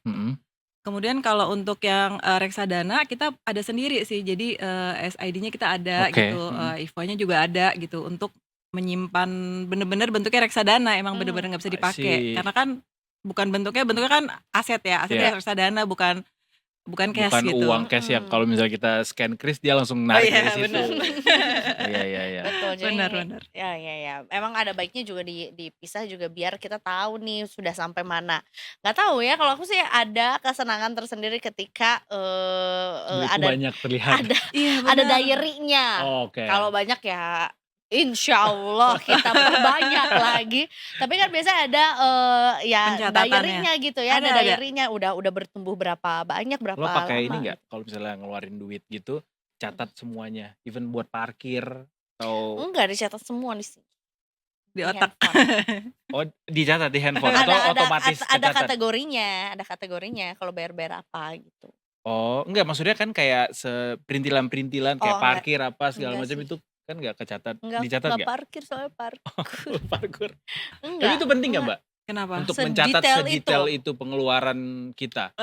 Sebenarnya itu penting banget, tapi nggak semua orang mampu, termasuk mungkin saya juga gitu. Karena kadang-kadang perlu waktu juga untuk Iya. sekejap diem, catat dulu gitu. Kayak budgeting Kadang-kadang, ya? Budgeting ya? Iya, diem dulu mencatat gitu. Kadang-kadang di kehidupan yang bener-bener fast, yang cepet gitu kan. Iya. Terakhirnya Lupa, ya. malam-malam mau catat di mana ya, banyak banget yang mau Iya, dicatat gitu. Karena setiap Iya menit sih. ya banyak kegiatan gitu. Nah kalau aku tuh sukanya, ini aku sekalian konsultasi deh sama Bu Erni juga. Kalau Boleh. aku tuh sukanya adalah ngasih jatah atau ngasih uang jajan ke diri sendiri. Hmm. Jadi kayak zaman sekolah Self reward. dulu. Enggak, bukan Kak, Apa beda. nih? Beda Oh, dengan bukan. self reward. Jadi kayak misalnya sehari itu cuman boleh ngeluarin uang 100.000. Nah, jadi kan seminggu cuman boleh ngabisin 700.000 tuh udah makan, udah transport apa segala macam. Misalnya hari ini nih, karena hari ini misalnya ditraktir orang gitu ya 50.000, berarti besok boleh nih jajan 150.000 Oh, karena pokoknya masih ada 700 itu jatah harus seminggu batasnya gitu. segitu Iya, ya? nah itu Kalau menurut aku sih nggak apa-apa ya, kayak tadi self reward itu kayaknya penting juga gitu. Kenapa? Karena kalau misalnya kita terlalu enggak sih, setiap orang nih beda-beda ya. Iya, Kalau bisa. buat saya sih balance itu penting gitu kan. Dalam hidup tuh balance itu penting. Jangan sampai kita juga nabungnya terlalu banyak, kita benar-benar ini, tapi kita nggak bisa menikmatin suatu saat ya mungkin yang Terus kalau nikmatnya bukan bingungnya kita. kalau uangnya banyak juga buat apa ya? Yang penting kita balance Oh sih, iya, terus betul. kita cepet banyak. tetap Jadi kalau bingung. kalau bingung Maksudnya kita jangan semua frugal. iya, udah siap. Jangan frugal banget, enggak. Maksudnya tetap harus Iya. bisa menikmati, Iya. memaknai Tapi hidup ya. banyak juga yang frugal itu juga sebenarnya oke, tapi tuh oke untuk orang sekitarnya. Kadang-kadang kalau aku pribadi ya, yang frugal itu aku ngelihat kasihan ke dirinya, karena nanti terakhirnya tabungannya dia itu akan buat sekitarnya, mungkin anaknya, istrinya. Ada juga kebetulan kejadian, saya punya temen lah dulu di company sebelumnya gitu, dia benar-benar orangnya benar-benar nabung gitu kan. Terus akhirnya karena gila kerja, akhirnya dia kena serangan jantung, kemudian memang asetnya banyak banget, rumahnya di mana-mana, dia di mana, tapi dia nggak bisa menikmati, yang ada ya istrinya Artinya dan jadi anaknya. jadi lupa sama diri sendiri gitu ya? Iya, di karena dia momen itu ya? bekerja keras, terlalu keras, dan dia tidak menikmati apa yang selama ini sudah dia kumpulkan gitu. Betul. Jangan. Enggak sih, cuman kasih Enggak, tapi siapa tahu frugalnya dia happy. Maksudnya Mbak Armi adalah tetap nikmati hidup tapi dengan bertanggung jawab. asik, Iya, benar. betul. Enggak Setuju, lebay, benar. Setuju. Enggak nonton konser Iya. luar negeri Nggak- sebulan nggak. 2 kali, beli vinyl 25 Nggak harus main padel. biji. Gak harus ikut pound fit dengan member Kalau itu 50. kan olahraga. Itu nggak apa-apa sih Iya. kalau menurut aku. Nah, loh, sebenarnya Olahraga nggak Pound Fit tuh apa-apa. banyaknya adalah Oh, iya, kaum kita. Ampun, Aku juga ampun. suka olahraga. Ya kan, gitu. Yang salah tuh adalah aku udah daftar Karena membership tapi kalau nggak datang. kita pelihara kesehatan itu juga investasi Bagian dari loh. investasi, Betul. betul. Karena betul, kalau betul. kita sakit kita nggak bisa ngapa-ngapain, Iya. nggak bisa cari duit. Nanti ya kan? dana daruratnya kepake jadinya. Oh iya benar. Ya. Ultimate tips untuk detikers di sini yang ternyata aku baru tahu ada dana darurat yang harus dikumpulkan gitu ya, bukan cuma tabungan aja gitu, tapi ada dana darurat yang memang nggak boleh disimpan-simpan. Nggak boleh simpan, nggak boleh disentuh-sentuh. Gimana caranya buat detikers mengumpulkan dana darurat itu Iya. gitu? Kadang-kadang bukan karena nggak tahu juga sih, Za. Mereka tuh tahu tapi kayak Denial. karena nggak butuh sekarang jadi kayak udahlah ntar aja, Iya. aman aja kok ini. Iya. Gimana, Mbak? Iya, jadi kita dari awal udah kita niatin. Jadi tiap bulan gajian kita sisihin berapa. Jadi setiap bulan kita memang sudah berniat kita sisihin. Jadi kan mungkin ada auto installment gitu deh. Kalau di beberapa institusi tuh misalnya bisa lagi otomatis gitu. Jadi installment Ketarik installment gitu ya. Ke ketarik debit ketarik. otomatis gitu ya. Atau mungkin kalau kita suatu saat misalnya dapat bonus atau misalnya emang lagi dapat project gitu gede, langsung kita masukin aja beberapa persennya kita masukin gitu. Jadi reguler dikit-dikit aja, nggak usah dari 10.000 juga nggak apa-apa sih. Yang penting ada lah gitu. Ada, jangan sampai kita nggak punya sama sekali. Ketika kejadian bingung, yang ada tambah stres gitu. Ada stres ya Iya, kemana-mana gitu jadinya. Kalau Atau belum kena pinjol juga bisa kalau Iya. kayak gitu. Jangan sampai. kalau belum bisa ngumpulin ya nggak apa-apa, dimulai dari sekarang juga nggak terlalu telat kok, Mas. Betul. There's still a time. Yes. Jadi mulai disiplinnya dari sekarang. Ya, the power of compounding does real exist. Jadi yakin aja kalau kita bisa mencapai dana darurat yang diinginkan itu. Kita junjung Kita terus. junjung terus dana darurat itu agar bisa terpatri di dadamu seperti Garuda di dadaku. Udah mulai ngaco. Iya. Tapi terima kasih banyak udah sharing Bu Armi Sama-sama, hari ini. sama-sama. Mudah-mudahan Detikers juga makin semangat setelah tahu biasanya apa ya, jadi ya tumbuh semangat aja gitu bahwa sebetulnya dana darurat itu buat diri kita sendiri juga gitu ya, untuk yang akan menyelamatkan diri kita juga gitu ya. Oke. Baiklah, terima kasih banyak Detikers yang udah ngobrol bersama dengan kita juga hari ini di hari Rabu. Selamat cuti. Yeay, selamat siaran dan selamat nonton Detik Sore terus ya Detikers sampai ke Jumat nanti. Setiap Senin sampai Jumat kita hadir terus dari jam 3 sampai jam setengah 6 sore. Tentunya cuma di detik.com dong. Oke, kalau gitu Bu Armi sekali lagi terima kasih. Kita Sama-sama. punya tagline nih ya. Jadi kalau kita mengajak atau closing lah ya, kita closing ke Detikers juga. Kalau kita bilang Detik Sore boleh dijawab dengan Gak cuma hore-hore. Oh ya. Gitu ya. Mau latihan dulu gak? Atau langsung? Langsung aja. Langsung aja. Wih, Keren, ini mah keren, penonton keren, setia keren. Detik Sore kayaknya deh. Oke deh, kalau gitu Detikers, I'm gonna see you again tomorrow. Eza Magfira pamit. Eduardo Simarangkir pamit dan seluruh kru yang bertugas juga pamit. Kita ketemu lagi besok tentunya cuma di Detik Sore. Gak cuma hore-hore.